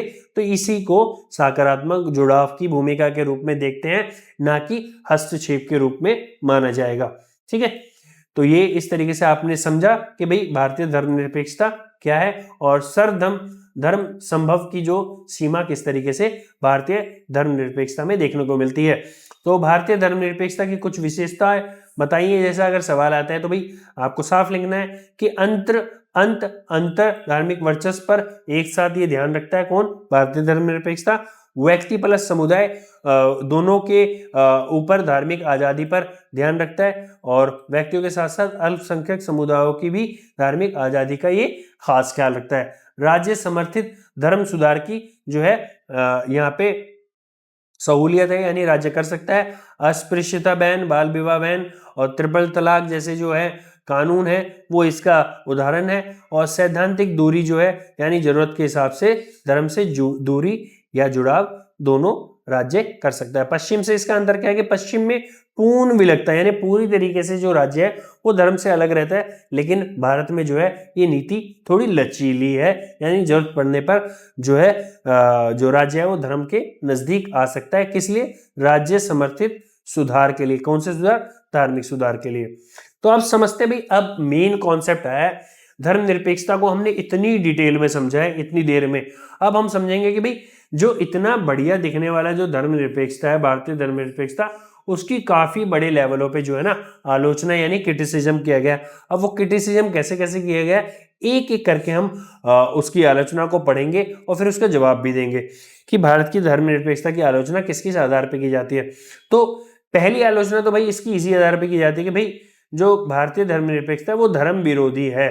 कैसे है कि धर्मनिरपेक्षता धर्म विरोधी है, ये आरोप लगता है भारतीय धर्मनिरपेक्षता पे। धर्मनिरपेक्षता संस्थाबद्ध धार्मिक वर्चस्व का विरोध करता है, बल्कि किसी धर्म का विरोध नहीं करता। ये धर्म विरोधी होना प्राय नहीं है। देखिए कि भारतीय धर्मनिरपेक्षता पे आरोप लगता है कि ये धर्मों का विरोध करता है, क्योंकि उसमें सुधार करने का काम करता है, जिससे कि जो है संस्कृति में बदलाव होता है। लेकिन इसका जवाब क्या भाई कि ये धर्मनिरपेक्षता, जो भारतीय धर्मनिरपेक्षता है, वो संस्थाबद्ध धार्मिक वर्चस्व को रोकने का काम करता है। जो धर्म के अंदर या अंतर धर्म या अंत धर्म जो वर्चस्व है उसको खत्म करने का काम करता है, धर्म को खत्म करने का काम नहीं करता है, और ये धर्म में सहयोग देने का काम करता है। तो ये जो आलोचना है ये कहीं ना कहीं गलत आलोचना है। वहीं दूसरा आरोप भाई क्या लगता है भारतीय धर्मनिरपेक्षता पे कि धर्मनिरपेक्षता धार्मिक पहचान के लिए खतरा पैदा करती है, ऐसा आरोप लगता है भारतीय धर्मनिरपेक्षता पे। लेकिन इसके जवाब के तौर पे आप क्या लिख सकते हो कि धर्मनिरपेक्षता धार्मिक स्वतंत्रता और समानता को जो है बढ़ावा देने का काम करता है, सभी धर्मों का सम्मान करता है और धार्मिक पहचान पर खतरा पैदा करने के बजाय उसकी जो है हिफाजत करने का काम करता है। ये भारतीय धर्मनिरपेक्षता ये है जहां अल्पसंख्यक समुदाय भी एक समान हिसाब से अपने जीवन को और धार्मिक जो पहचान को बरकरार रख सकता है।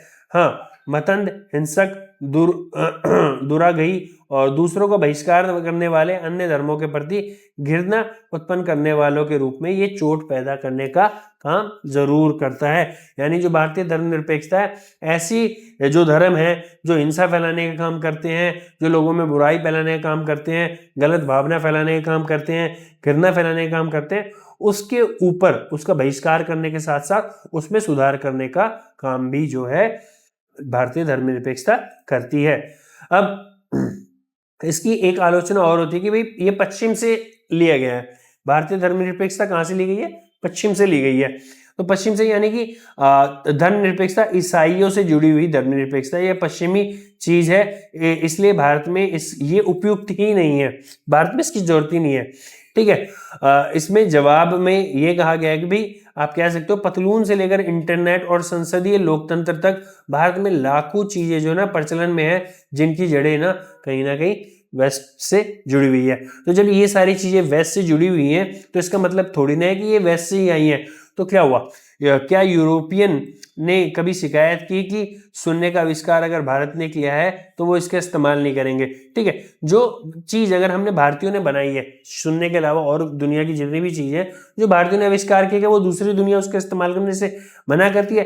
तो जब धर्मनिरपेक्षता एक अच्छी चीज उभर के दुनिया में आई है, तो चाहे वो पहले पश्चिम में ही क्यों ना जन्मी हो, तो उसका अगर भारत की संविधान में इस्तेमाल करके भारत के राज्य में उसका उपयोग किया जा रहा है और सभी धर्मों को समान रूप से समान संरक्षण देके और सही शून्य तरीके से चलाया जा रहा है, तो इसमें गलत क्या है? तो ये कोई पश्चिम से आयातित बोल के इसको भारत के लिए अनुपयुक्त बोलना सही नहीं होगा, और ये भी आलोचना बिल्कुल गलत है। ठीक है, तो अत्यधिक महत्वपूर्ण और प्रासंगिक जवाब देने की अगर जब बात आएगी कि अगर बोले कोई पश्चिम से आयातित है, धर्मनिरपेक्ष होना बहुत जरूरी है। किसी भी राष्ट्र का अपना खुद का लक्ष्य होना चाहिए। ठीक है, पश्चिम राज्य तब धर्मनिरपेक्ष बने जब उन्होंने ईसाइयों से संबंध विच्छेद कर लिया, यानी ईसाइयत से या ईसाई धर्म से खुद को अलग कर लिया। पश्चिमी धर्मनिरपेक्षता में वैसे कोई ईसाइयत यानी क्रिश्चियनिटी है ही नहीं। फिर इस दावे का क्या मतलब है कि ये पश्चिम से आई है? ठीक है, तो जब पश्चिम की खुद की धर्मनिरपेक्षता में कोई क्रिश्चियनिटी नहीं है तो इसको वहां से जोड़ना भी गलत है। जो पश्चिमी जो धर्मनिरपेक्षता है उसके बारे में हमने जाना कि धर्म और राज्य का पारस्परिक निषेध करने का जो काम करता है। यह सभी धर्मनिरपेक्ष राज्य की प्रमुख विशेषता नहीं होती है। जैसे कि खासकर भारत की संबंध विच्छेदन के विचार में व्याख्या अलग अलग तरीके से की जा सकती है कि भाई जो पश्चिमी धर्मनिरपेक्षता है वहाँ राज्य खुद को धर्म से अलग करने का काम करता है, लेकिन यहाँ जो भारतीय धर्मनिरपेक्षता है उसमें अलग करने के साथ साथ सकारात्मक संबंध भी हम देखते हैं कि कहीं ना कहीं जो धार्मिक सुधार के लिए, सामाजिक सुधार के लिए राज्य जो है खुद को धर्म से जोड़ने का भी काम करता है। तो पश्चिम से ली गई ये सभ्यता है या अवधारणा है, ये कहना बिल्कुल गलत है भारतीय धर्मनिरपेक्षता के लिए। वहीं और इस सवाल का जवाब देते हुए हम क्या कह सकते हैं कि भाई धर्मनिरपेक्षता का विगत इतिहास है, अपना खुद का एक इतिहास है। पश्चिम और गैर पश्चिम दोनों मार्गों का अनुसरण करता है कौन? धर्मनिरपेक्षता।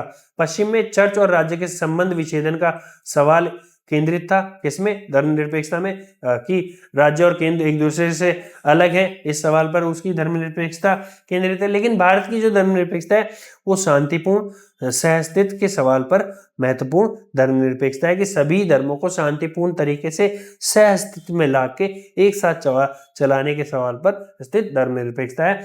भारत में धर्मनिरपेक्षता जो है ऐसी धर्मनिरपेक्षता विकसित हुई है जो ना पूरी तरीके से क्रिश्चियनिटी से जुड़ी है और ना ही भारतीय जमीन पर सीधे सीधे पश्चिम से उठाकर डाली गई है। ये बिल्कुल एक अलग किस्म की जो है धर्मनिरपेक्षता है।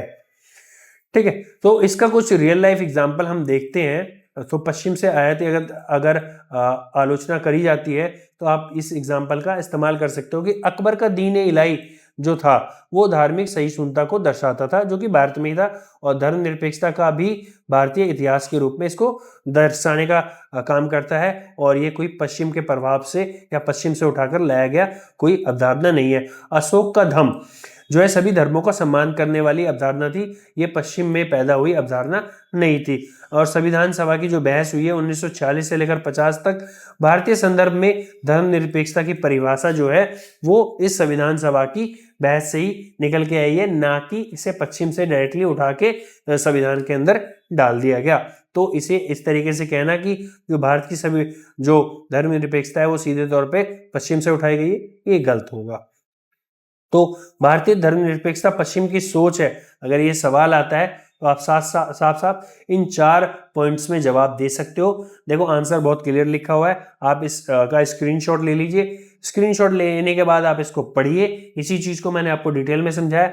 और अगर आप इस आंसर को खुद अपनी तरफ से बनाकर कमेंट में लिखते हैं तो मुझे पढ़ने में और अच्छा लगेगा कि आप अपनी प्रैक्टिस कर रहे हैं, और ये देखकर भी अच्छा लगेगा और इससे आपकी प्रैक्टिस भी बढ़ेगी। चलिए आगे बढ़ते हैं और आलोचना करते हैं हम किसकी?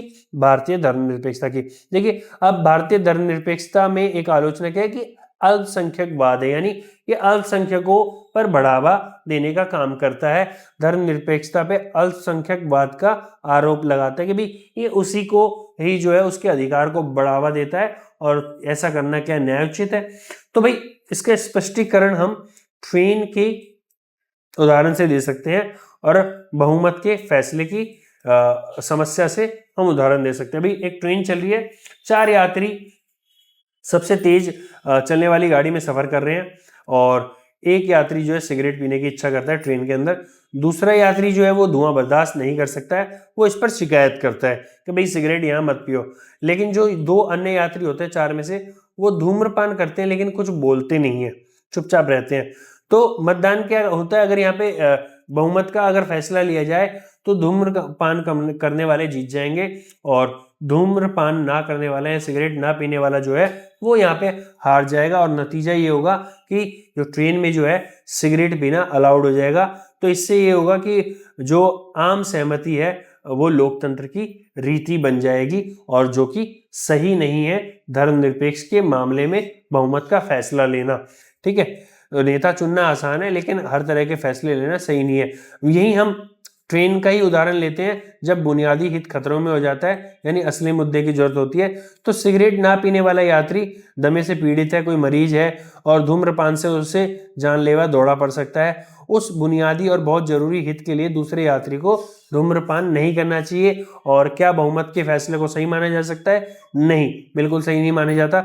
जहां बुनियादी हित का सवाल हो जाता है वहां मतदान करना जरूरी नहीं है, बल्कि वहां पे उस बुनियादी हित का संरक्षण करना जरूरी है। तो जब अल्पसंख्यक के हित का संरक्षण किया जा रहा है धर्मनिरपेक्षता के नाम पे, तो कोई ये नहीं कह सकता कि अल्पसंख्यकवाद भारतीय धर्मनिरपेक्षता है। तो इसलिए आप ऐसा ना करिए भाई कि आप बहुमत में हैं तो आप कुछ भी मनमाना नियम कर सकते हैं। अगर कोई किसी के हित के लिए छोटा सा नियम है तो यही समानता के अधिकार के अंदर विशेष लाभ देने वाली बात होती है और आपको इसका सम्मान करना चाहिए। ठीक है। अल्पसंख्यकवाद के सिद्धांत में हम आगे समझते हैं कि महत्वपूर्ण हितों की पूर्ति किसी व्यक्ति का प्राथमिक अधिकार होता है। भाई हर व्यक्ति हर इंसान की जो है महत्वपूर्ण हितों की पूर्ति होनी चाहिए।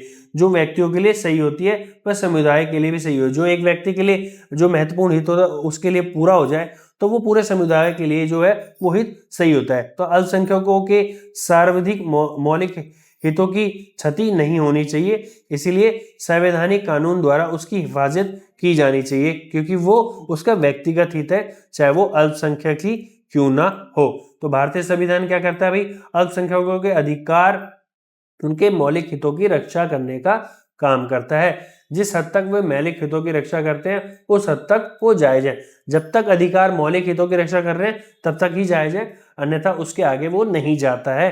तो मौलिक हितों के अधिकार के रूप में आप अल्पसंख्यकवाद को जोड़ने का काम करते हो तो ये सही नहीं है, बल्कि ये सभी व्यक्तियों के लिए एक समान रूप से लागू होता है।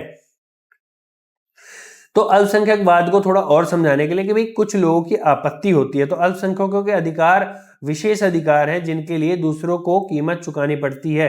तब ऐसा विशेष अधिकार उन्हें क्यों दिया गया है, ऐसा जो है आपत्ति जताई जाती है। तो जवाब में हम एक ऑडिटोरियम का उदाहरण दे सकते हैं कि ऑडिटोरियम के पहले तल्ले पर फिल्म दिखाई जा रही है, फर्स्ट फ्लोर पे मूवी दिखाई जा रही है और सीढ़ियों के जरिए वहां पहुंचा जा सकता है। फर्स्ट फ्लोर पे मूवी चल रही है और सीढ़ियों के जरिए वहां पहुंचा जा सकता है। तो टिकट खरीदने, सीढ़ी चढ़ने, फिल्म देखने की सबको बराबर इजाजत है।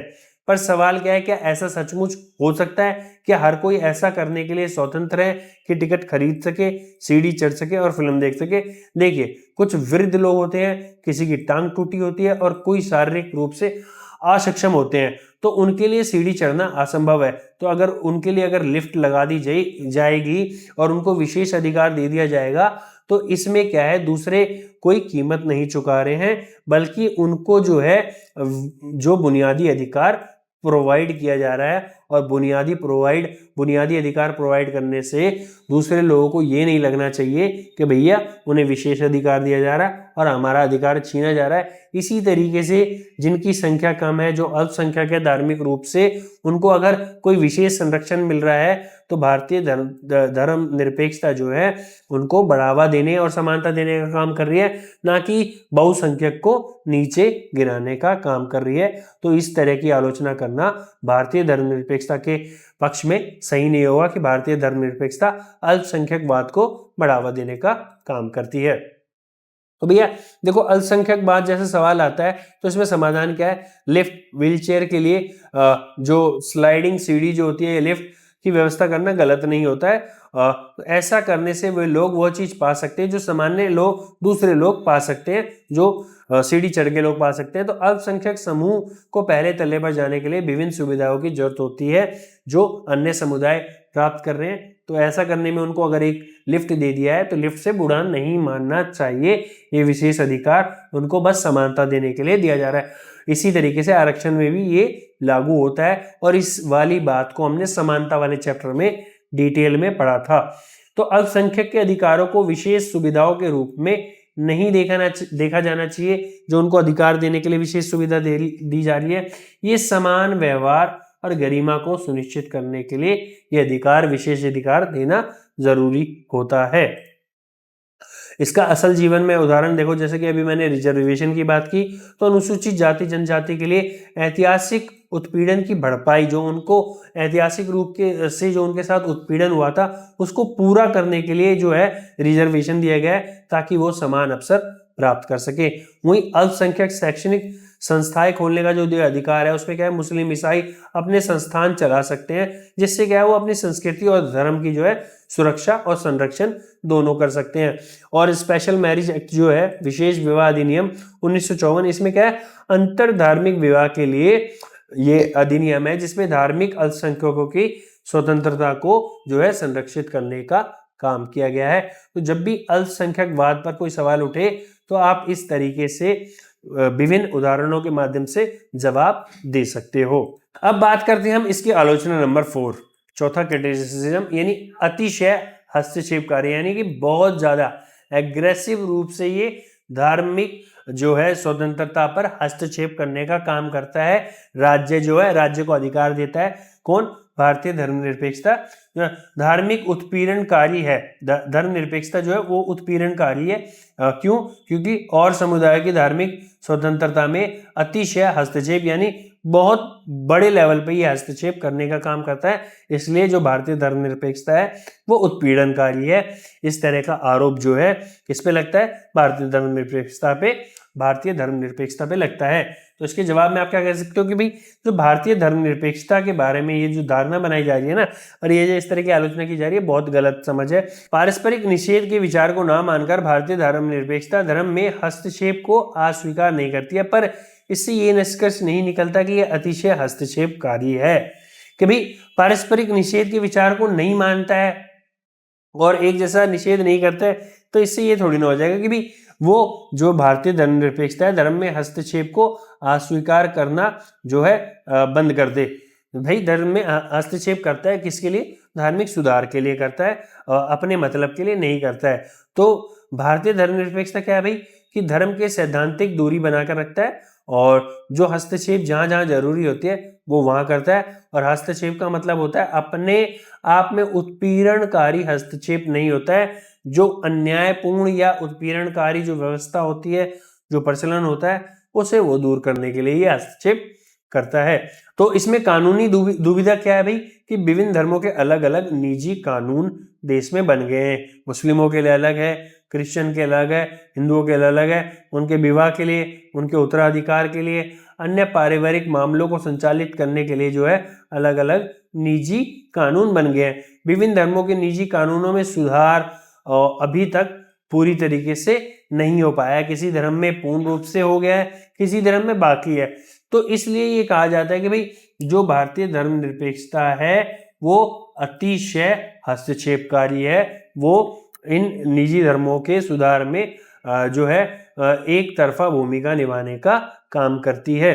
तो ये जो कानूनी दुविधा है, लेकिन जो भारतीय धर्मनिरपेक्षता है वो ऐसा करने का काम नहीं करती है। जैसा कि मैंने आपको डिटेल में समझाया कि जब जरूरत पड़ती है, जहां कमी दिखती है, वहां वो बदलाव करने का काम करती है। जहां कोई सामाजिक समस्या उत्पन्न होती है या व्यवस्था के खिलाफ कोई नियम चल रहा होता है, तो वहां हस्तक्षेप करने का काम करती है भारतीय धर्मनिरपेक्षता। तो इसमें क्या है, निजी कानून के जो दो दृष्टिकोण देख सकते हैं हम। धर्मनिरपेक्षतावादी दृष्टिकोण है और दूसरा जो है आलोचनात्मक दृष्टिकोण है। जब ये बात कही जाती है कि भाई सब विभिन्न धर्मों के अलग अलग निजी कानून है, तो धर्मनिरपेक्षतावादी दृष्टिकोण क्या कहता है भाई? निजी कानून को संविधान द्वारा संरक्षित समुदाय विशेष के अधिकारों के रूप में देखा जा सकता है। जो वो निजी कानून है वो संविधान द्वारा संरक्षित है, और वो जो कम्युनिटी, स्पेशल जो कम्युनिटी है जिसके लिए वो अधिकार, जो कानून है वो उनके विशेष अधिकारों के रूप में ही वो कानून है। वो किसी के साथ जो है हस्तक्षेप या अतिशय करने का जो है काम नहीं करते हैं ये। और वहीं जब आलोचनात्मक दृष्टिकोण आता है इसके ऊपर, निजी कानून की बात पर, तो कहता है कि ये धर्मनिरपेक्षता के बुनियादी सिद्धांतों का जो है तिरस्कार करने का काम करता है, कि जहां राज्य को हस्तक्षेप नहीं करना चाहिए। बेसिकली अन्यायपूर्ण कानूनों का विरोध कर सकता है, महिलाओं को बराबरी का दर्जा नहीं देता है। कि मतलब जो कानून तुम बना सकते हो बना लो, लेकिन वो अन्यायपूर्ण जो कानूनों का विरोध कौन कर सकता है? वो राज्य कर सकता है, लेकिन वो महिलाओं को या जो भी अल्पसंख्यक जो लोग हैं उनको बराबरी का दर्जा नहीं दिला सकता। ऐसा आलोचनात्मक दृष्टिकोण मानता है निजी कानून के मसले में। अंत धार्मिक वर्चस्व को स्वतंत्रता की अभिव्यक्ति देने का जो है काम करता है कौन? वो निजी कानून ऐसा काम करता है, वो भी सकारात्मक रूप में, वो आलोचनात्मक दृष्टिकोण ऐसा कहता है। अंत धार्मिक वर्चस्व की मिसाल कायम करता है कौन? वो निजी कानून ऐसा जो है आलोचनात्मक दृष्टिकोण है निजी कानून को लेके जब बात उठती है। अतिशय हस्तक्षेपकारी है भारतीय धर्मनिरपेक्षता। जब कोई कहता है कि भारतीय धर्मनिरपेक्षता अतिशय हस्तक्षेपकारी यानी कि काफी डीप में एग्रेसिव तरीके से वो हस्तक्षेप करने, इंटरफेयर करने का काम करता है, तब इस तरह की बातें जो है उठ के आती है। तो दो दृष्टिकोण निकलते हैं, एक धर्मनिरपेक्षवादी और एक आलोचनात्मकवादी। तो इस तरीके से हम जो है इसकी आलोचना कर सकते हैं और हम भारतीय धर्मनिरपेक्षता को समझने की कोशिश करते हैं। तो इस तरीके से जो है जो दो दृष्टिकोण है, धर्मनिरपेक्षतावादी और आलोचनात्मकवादी दृष्टिकोण, तो दोनों को हम एक रूप में ला सकते हैं। इनका कुछ समाधान है। तो निजी कानूनों को इस तरीके से सुधार किया जाए कि वे अल्पसंख्यकों के अधिकारों के साथ साथ पुरुषों महिलाओं के बीच में जो है बराबरी की मिसाल बन सके।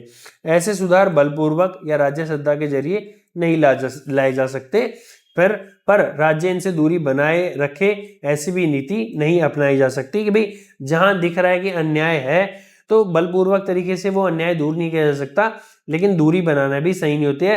राज्य सत्ता को हर धर्म के अंदर उदारवादी और लोकतांत्रिक आवाज का समर्थन करने के जरिए मददकारी भूमिका निभानी होगी। यानी धर्म के अंदर जो उदारवादी और लोकतांत्रिक आवाज है उसको बढ़ावा देने का काम करके जो है इस तरीके का समाधान किया जा सकता है और इस तरीके की जो आलोचना है ना उनको खत्म किया जा सकता है इस बात पे कि जो भारतीय धर्मनिरपेक्षता है अतिशय हस्तक्षेपकारी है। ठीक है, तो हमने इस कॉन्सेप्ट को इस तरीके से समझा और इसका जो असल जीवन का उदाहरण है हम समझते हैं भाई कि शाहबानो का जो केस था 1985 में मुस्लिम महिला के गुजारे भत्ते से जुड़ा हुआ केस था और इसमें सुप्रीम कोर्ट के फैसले के बाद जो है विवाद उत्पन्न हो गया और सरकार ने निजी कानून में कुछ बदलाव किए जो कि कोर्ट द्वारा दिए गए बदलाव थे। फिर इसके अलावा हमने 3 तलाक कानून के ऊपर भी चर्चा की कि मुस्लिम महिलाओं के अधिकार को सुरक्षित करने के लिए, खासकर वैवाहिक अधिकार को सुरक्षित करने के लिए ये कानून आया। सरकार ने कानून बनाकर जो है इंस्टेंट 3 तलाक को बैन कर दिया, जो कि एक सकारात्मक धार्मिक सुधार देखने को मिलता है। वहीं जो 1950 के दशक में हिंदू कोड बिल बने, हिंदू विवाह उत्तराधिकार में सुधार, महिलाओं को सम्मान देने का अधिकार जो है ये राज्य समर्थित सुधार के रूप में दिखता है और इन सुधारों को हम वेरी इंट्रूसिव नहीं बोल सकते, अति हस्तक्षेपकारी नहीं बोल सकते, बल्कि ये समाज सुधार के रूप में इन्हें लिया जा सकता है। एक आलोचना भाई की जाती है भारतीय धर्मनिरपेक्षता की भाई कि ये वोट बैंक की राजनीति के लिए बनाया गया है। तो आरोप है कि धर्मनिरपेक्षता वोट बैंक की राजनीति को जो है बढ़ावा देने का काम करता है। तो इसका जवाब हम इस तरीके से दे सकते हैं कि अनुभव जन्य दावे के तौर पर यह पूर्ण है कि यह असत्य भी नहीं है कि भी लोग जो हैं धर्म को जो है राजनीति के रूप में इस्तेमाल करने का काम कर रहे हैं और वोट बैंक की राजनीति के रूप में इस्तेमाल करते हैं, इसे झुठला नहीं सकते। पर इस मुद्दे को ठोस परिप्रेक्ष्य में देखना होगा कि भाई इसे पूरी तरीके से सच भी नहीं मान सकते। तो लोकतंत्र में जो वोट है भाई उसकी पहले भूमिका समझिए। राजनेताओं के लिए वोट पाना जरूरी है, उनके काम का वो हिस्सा है। जब तक उन्हें वोट नहीं मिलेगा वो अपनी जो पावर है प्राप्त नहीं कर पाएंगे। तो लोकतांत्रिक राजनीति बड़ी हद तक ऐसी है कि भाई इसमें वोट महत्व रखता है। तो वोट बैंक की जो राजनीति है वो क्या गलत है? नहीं, गलत नहीं है। लोगों के किसी समूह के पीछे लगना या उनका वोट पाने के लिए कोई नीति बनाने का वादा करना, ये राजनेताओं का द्वेष देना उचित है। ठीक है, ये राजनेताओं को इस पे आप दोष दे सकते हो कि भाई वो वोट पाने के लिए जो है लोगों को लालच दे रहा है और अपने पास जोड़ने का काम कर रहा है, बल्कि लोगों का धर्म की राजनीति के प्रति बहकाना जो है वो गलत है। कि भाई राजनेता वोट मांगने के लिए भाई कुछ कर रहा है, वो उनसे वादे कर रहा है, नीति बनाने के वादे कर रहा है, तो वो राजनेताओं को उस पर दोष दो, उसके लिए उचित है। लेकिन वो वोट बैंक वो वोट वहां पे मांग सकता है भाई उस तरीके से कि भाई मैं तुम्हारे लिए ये करूंगा, ये करूंगा, ये करूंगा। लेकिन धर्म की राजनीति के प्रति अगर बहकावा देके वो वोट मांगता है, तो ये गलत है। और इस तरह की राजनीति हमें आज के टाइम पे असल रूप में देखने को मिलती है कि भारत में जो है भारतीय धर्मनिरपेक्षता के जो आलोचना ये की जा रही है कि वोट बैंक की राजनीति है धर्म, उसका सही रूप में जो है इस्तेमाल अब असल में हो रहा है। और ये वाली आलोचना कहीं ना कहीं आज के टाइम पे सच होती हुई नजर आ रही है कि भाई वो नीति के आधार पे वोट नहीं मांग रहे हैं, अपने काम के आधार पे वोट नहीं मांग रहे हैं, और वोट किसके आधार पे मांग रहे हैं भाई, धर्म के आधार पे मांग रहे हैं। तो ये बिल्कुल गलत है और इस तरीके से होता है तो भाई ये वोट बैंक की राजनीति बनके सच में रह जाता है धर्मनिरपेक्षता। तो इसका असली सवाल क्या है कि राजनेता किस मकसद के लिए वोट पाना चाहता है, ये जानना जरूरी है। कि सिर्फ अपने हित के लिए पा रहा है तो भैया ये गलत है, और विचारधारा समूह का भी हित है इसमें तो वो सही है भाई। कि जो वादा करके वो जा रहा है अगर वो पूर्ण कर रहा है तो ठीक है, लेकिन उससे धर्म की राजनीति करके वोट वो मांग रहा है तो वो गलत है। तो इसमें क्या है भाई कि अगर वोट देने वाला समूह राजनेता द्वारा बनाई नीति के से लाभ प्राप्त कर रहा है तो इसमें राजनेता जो है वो दोषी नहीं है। लेकिन धर्मनिरपेक्ष परियोजना की सफलता तब होगी जब अल्पसंख्यकों के हितों की हिफाजत होगी। यहाँ वोट बैंक की राजनीति नहीं जोड़ी जा रही है, बल्कि जो धर्मनिरपेक्षता है वो अल्पसंख्यकों के हितों की हिफाजत करने की बात करता है। लेकिन जब ये वोट बैंक की राजनीति बनती है तो वहां देखने वाली बात यह है कि वो जो वोट मांगने वाला व्यक्ति आपके पास आया है वो क्या हितों की पूर्ति कर रहा है, जो उसने वादे किए हैं वो क्या वो पूरे कर रहा है। अगर वो वादे पूरे नहीं कर रहा तो भाई ये वोट बैंक की राजनीति बन गई है। लेकिन अगर वादे पूरे कर रहा है तब तो ठीक है भाई, इसमें राजनेता को दोषी क्यों ठहरा रहे हो, फिर तो वोट बैंक की राजनीति सही है। तो समस्या क्या बनती है, अगर किसी समूह का कल्याण अन्य समूह के कल्याण के अधिकारों की कीमत पर करना चाहे या नया न्याय के रूप में है। यानी नया अन्याय क्या होगा कि भाई तुम्हारा कल्याण कर दूंगा, इसकी वजह से बाकियों का जो है अधिकार जो है वो क्यों ना उनसे वंचित हो जाए, दूसरों का अधिकार क्यों ना उनसे छीन लिया जाए, इस तरह का वादा करता है अगर कोई तो ये नया अन्याय न्यू जो है इनजस्टिस है। तो इस तरह का जो कल्याण जो है करने की कोई बात करता है राजनेता तो गलत है, और इस तरह की वोट बैंक की राजनीति भी गलत है। अगर धर्मनिरपेक्ष राजनेता बहुसंख्यकों हितों को नुकसान पहुंचाए तो भी जो है गलत है। कि अल्पसंख्यकों को ज्यादा देने के चक्कर में बहुसंख्यकों को नुकसान पहुंचे तो भी गलत है, और किसी एक समूह का कल्याण करने के लिए दूसरे समूह के अधिकारों का हनन करे तो भी गलत है। कल्याण जो होना चाहिए वो समाज आधारित होना चाहिए, व्यक्ति आधारित होना चाहिए, और इस बात का ध्यान रखना है कि राजनेता ने जो वोट मांगा है उसका मकसद क्या है, क्या वो पूर्ण हो पा रहा है या नहीं हो पा रहा है। और सबसे आखिर में इसकी आलोचना होती है भारतीय धर्मनिरपेक्षता की कि ये एक असंभव परियोजना है, कि भाई ये कभी पूरी हो ही नहीं सकती। ठीक है, धर्मनिरपेक्षता चल ही नहीं सकती, ऐसा आरोप लगता है। ये बहुत कुछ करना चाहती है, धर्मनिरपेक्षता क्या है, बहुत कुछ करना चाहती है, सभी धर्मों को साथ लेकर चलना चाहती है, सभी धर्मों में शांति व्यवस्था बनाना चाहती है, सह अस्तित्व लेकर चलना चाहती है, अल्पसंख्यकों का कल्याण भी करना चाहती है। तो ये बहुत कुछ करना चाहती है, ऐसी समस्या का हल ढूंढना चाहती है जिसका ये समाधान आज तक पॉसिबल ही नहीं है। तो एक तरीके से ये इम्पॉसिबल प्रोजेक्ट है, ऐसा भारतीय धर्मनिरपेक्षता पर आलोचना के रूप में टिप्पणी की जाती है। तो समस्या क्या भी, गहरे धार्मिक मतभेद वाले लोग कभी शांति से एक साथ नहीं रह सकते। जहां लोगों के बीच में गहरा मतभेद है, जहां बहुत तनाव है, वो लोग शांति से नहीं रह सकते। लेकिन जवाब के रूप में क्या है कि भाई हमारे अनुभव यह दावा गलत करता है कि भाई हमने जो देखा है भारत में रह के, वहां गहरे मतभेद वाले लोग भी, गहरे धार्मिक मतभेद वाले लोग भी शांति से रहते हैं।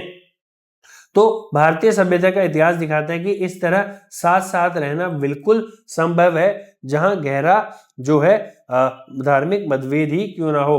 तो अन्य जगह भी ऐसा हुआ है जहां गहरे मतभेद के बावजूद भी साथ लोग रहे हैं, जिसमें ऑटोमन साम्राज्य जो एक प्रेरणादायक उदाहरण के तौर पे आप लिख सकते हो। तो इस तरीके से हम कह सकते हैं कि भाई ये एक असंभव परियोजना नहीं है, भारतीय धर्मनिरपेक्षता कहीं ना कहीं पूर्ण परियोजना है, और जो कहीं ना कहीं पूर्ण हो भी रही है। तो एक आलोचक की प्रति तर्क क्या है कि भाई सह अस्तित्व वस्तुतः असमानता की स्थिति में ही संभव होता है, कि यानी लोग एक साथ तब रह सकते हैं जब असमानता की स्थिति होगी। यानी श्रेणीबद्धता आधारित प्रणाली में हर कोई अपनी जगह पा सकता है। यानी लिस्ट में लोगों को फिक्स कर दिया जाए कि ये यहाँ रहेगा, ये इस वर्ग में रहेगा, ये इस वर्ग में रहेगा। तभी जब ये इस तरह की असमानता श्रेणीबद्धता आधार पे की जाएगी तभी सहअस्तित्व स्थापित हो पाएगा, ऐसा आलोचक कहते हैं। यानी वर्ण व्यवस्था की वो बात करते हैं। आज ऐसा नहीं हो सकता है। समानता लगातार प्रभावी संस्कृति मूल्य बनती जा रही है। कि समानता का जो है वो सभी संस्कृति का जो है प्रभावी मूल्य बनता जा रहा है, इसलिए अभी ये श्रेणीबद्धता भी नहीं हो सकती। तो यहाँ पे कोई वर्ण व्यवस्था नहीं बन सकती। तो स्पष्ट जवाब भाई क्या है इसका कि भारतीय जो धर्मनिरपेक्षता है ना वो असंभव परियोजना का जो है अनुसरण नहीं है, ये पूर्ण होगा और हो रहा है, बल्कि भविष्य की दुनिया का प्रतिबिंब भी प्रस्तुत करती है। यानी ये पूर्ण ही नहीं हो रहा है बल्कि दुनिया को दिखा रहा है कि इसे कैसे फॉलो किया जा सकता है, इसे कैसे यूज किया जा सकता है। कि जैसे कि हमने वेस्टर्न सेकुलरिज्म को समझा, वहां धर्म और राज्य बिल्कुल एक दूसरे से अलग हैं और हस्तक्षेप की वहां बिल्कुल भी गुंजाइश नहीं है। लेकिन भारतीय धर्मनिरपेक्षता ने दिखाया कि किस तरीके से राज्य जो है धर्म से अलग भी रह सकता है और जो है सकारात्मक संबंध भी स्थापित कर सकता है। कब? सामाजिक सुधार के लिए। तो भारतीय धर्मनिरपेक्षता को एक असंभव परियोजना कहना और जो है इसे मौजूदा समय में गलत ठहराना, ये कहीं ना कहीं गलत है। इसका हम असल जीवन का उदाहरण देख सकते हैं कि जो भारत की विविधता है, यहाँ 8 प्रमुख धर्म है भारत के अंदर, 22 आधिकारिक भाषाएं हैं, हजारों जातियां हैं और सबके सब जो है एक साथ रहते हैं। और वहीं कनाडा का बहुसांस्कृतिक मॉडल देखिए कि भारतीय धर्मनिरपेक्षता से वो प्रेरित होकर विविधता को उसने स्वीकारा है। किससे प्रेरित होके? भारत से प्रेरित होके। जिस तरीके से भारत की विविधता आज रह रही है, तो भारत में जो धर्मनिरपेक्षता है वो असंभव परियोजना नहीं है। तो इस तरीके से हमारा आज का ये चैप्टर खत्म होता है। मुझे उम्मीद है कि आपने इससे काफी कुछ सीखा होगा और आपको काफी कुछ समझ आया होगा। आज हमने क्या सीखा? कुछ 5 मुख्य बातें सीखी हमने कि जो भारतीय धर्मनिरपेक्षता क्या है और धर्मनिरपेक्षता से धर्मनिरपेक्ष राज्य की जरूरत क्यों है, धर्मनिरपेक्ष राज्य की विशेषता क्या होती है और धर्मनिरपेक्षता का पश्चिमी और भारतीय मॉडल में जो अंतर है वो मुख्यतः क्या है, और भारतीय धर्मनिरपेक्षता की जो है किस लेवल पे जो आलोचना की गई है, इसे हमने डिटेल में समझा है और आपने इसे डिटेल में समझने की कोशिश भी की होगी और मुझे उम्मीद है कि ये वीडियो आपको काफी हेल्पफुल लगी होगी।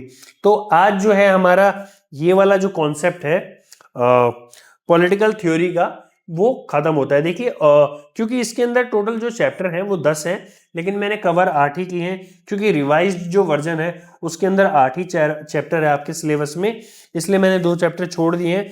कभी मुझे टाइम मिला तो मैं उन 2 चैप्टरों पे भी अलग से वीडियो बना के डालूंगा ताकि जो फ्यूचर में अगर आपको इस कॉन्सेप्ट को समझना हो, जो 9वां चैप्टर इसके अंदर जो पिछली रिवाइज होने से पहले वो पीस था यानी शांति और 10वां चैप्टर था डेवलपमेंट यानी विकास, इस पे भी मैं वीडियो बनाऊंगा। लेकिन इससे पहले क्या है कि इस वीडियो के यानी इस 8 चैप्टर के जो है इस बुक के 8 चैप्टर के जितने भी सवाल जवाब है, एक्सरसाइजेस के क्वेश्चंस हैं, उसको मैं पहले एक्सप्लेन करने का काम करूंगा आपको डिटेल में 1 बाय 1 चैप्टर वाइज चैप्टर, और उसके बाद में जाऊंगा दूसरी बुक पे। तो इसकी हम दूसरी बुक पे जाएंगे जो है ये Indian constitution at work. Indian constitution at work को हम पढ़ेंगे और इसके अंदर जो जितने चैप्टर हैं उसको भी हम 1 बाय 1 समझेंगे। जिस तरीके से मैंने आपको पॉलिटिकल थ्योरी समझाया उसी तरीके से इसके अंदर 10 चैप्टर हैं, 10 के 10 को समझाऊंगा मैं। कॉन्स्टिट्यूशन व्हाई एंड हाउ से स्टार्ट होगा और ये खत्म किस पे होगा? द फिलोसफी ऑफ कॉन्स्टिट्यूशन पे। और जल्द ही आपको इस वाली बुक यानी इंडियन कॉन्स्टिट्यूशन एट वर्क की जो है डिटेल एक्सप्लेनेशन वीडियो भी आपको मिलेगी। आज की वीडियो में इतना ही, जल्द मिलते हैं अगली वीडियो में, तब तक के लिए नमस्कार।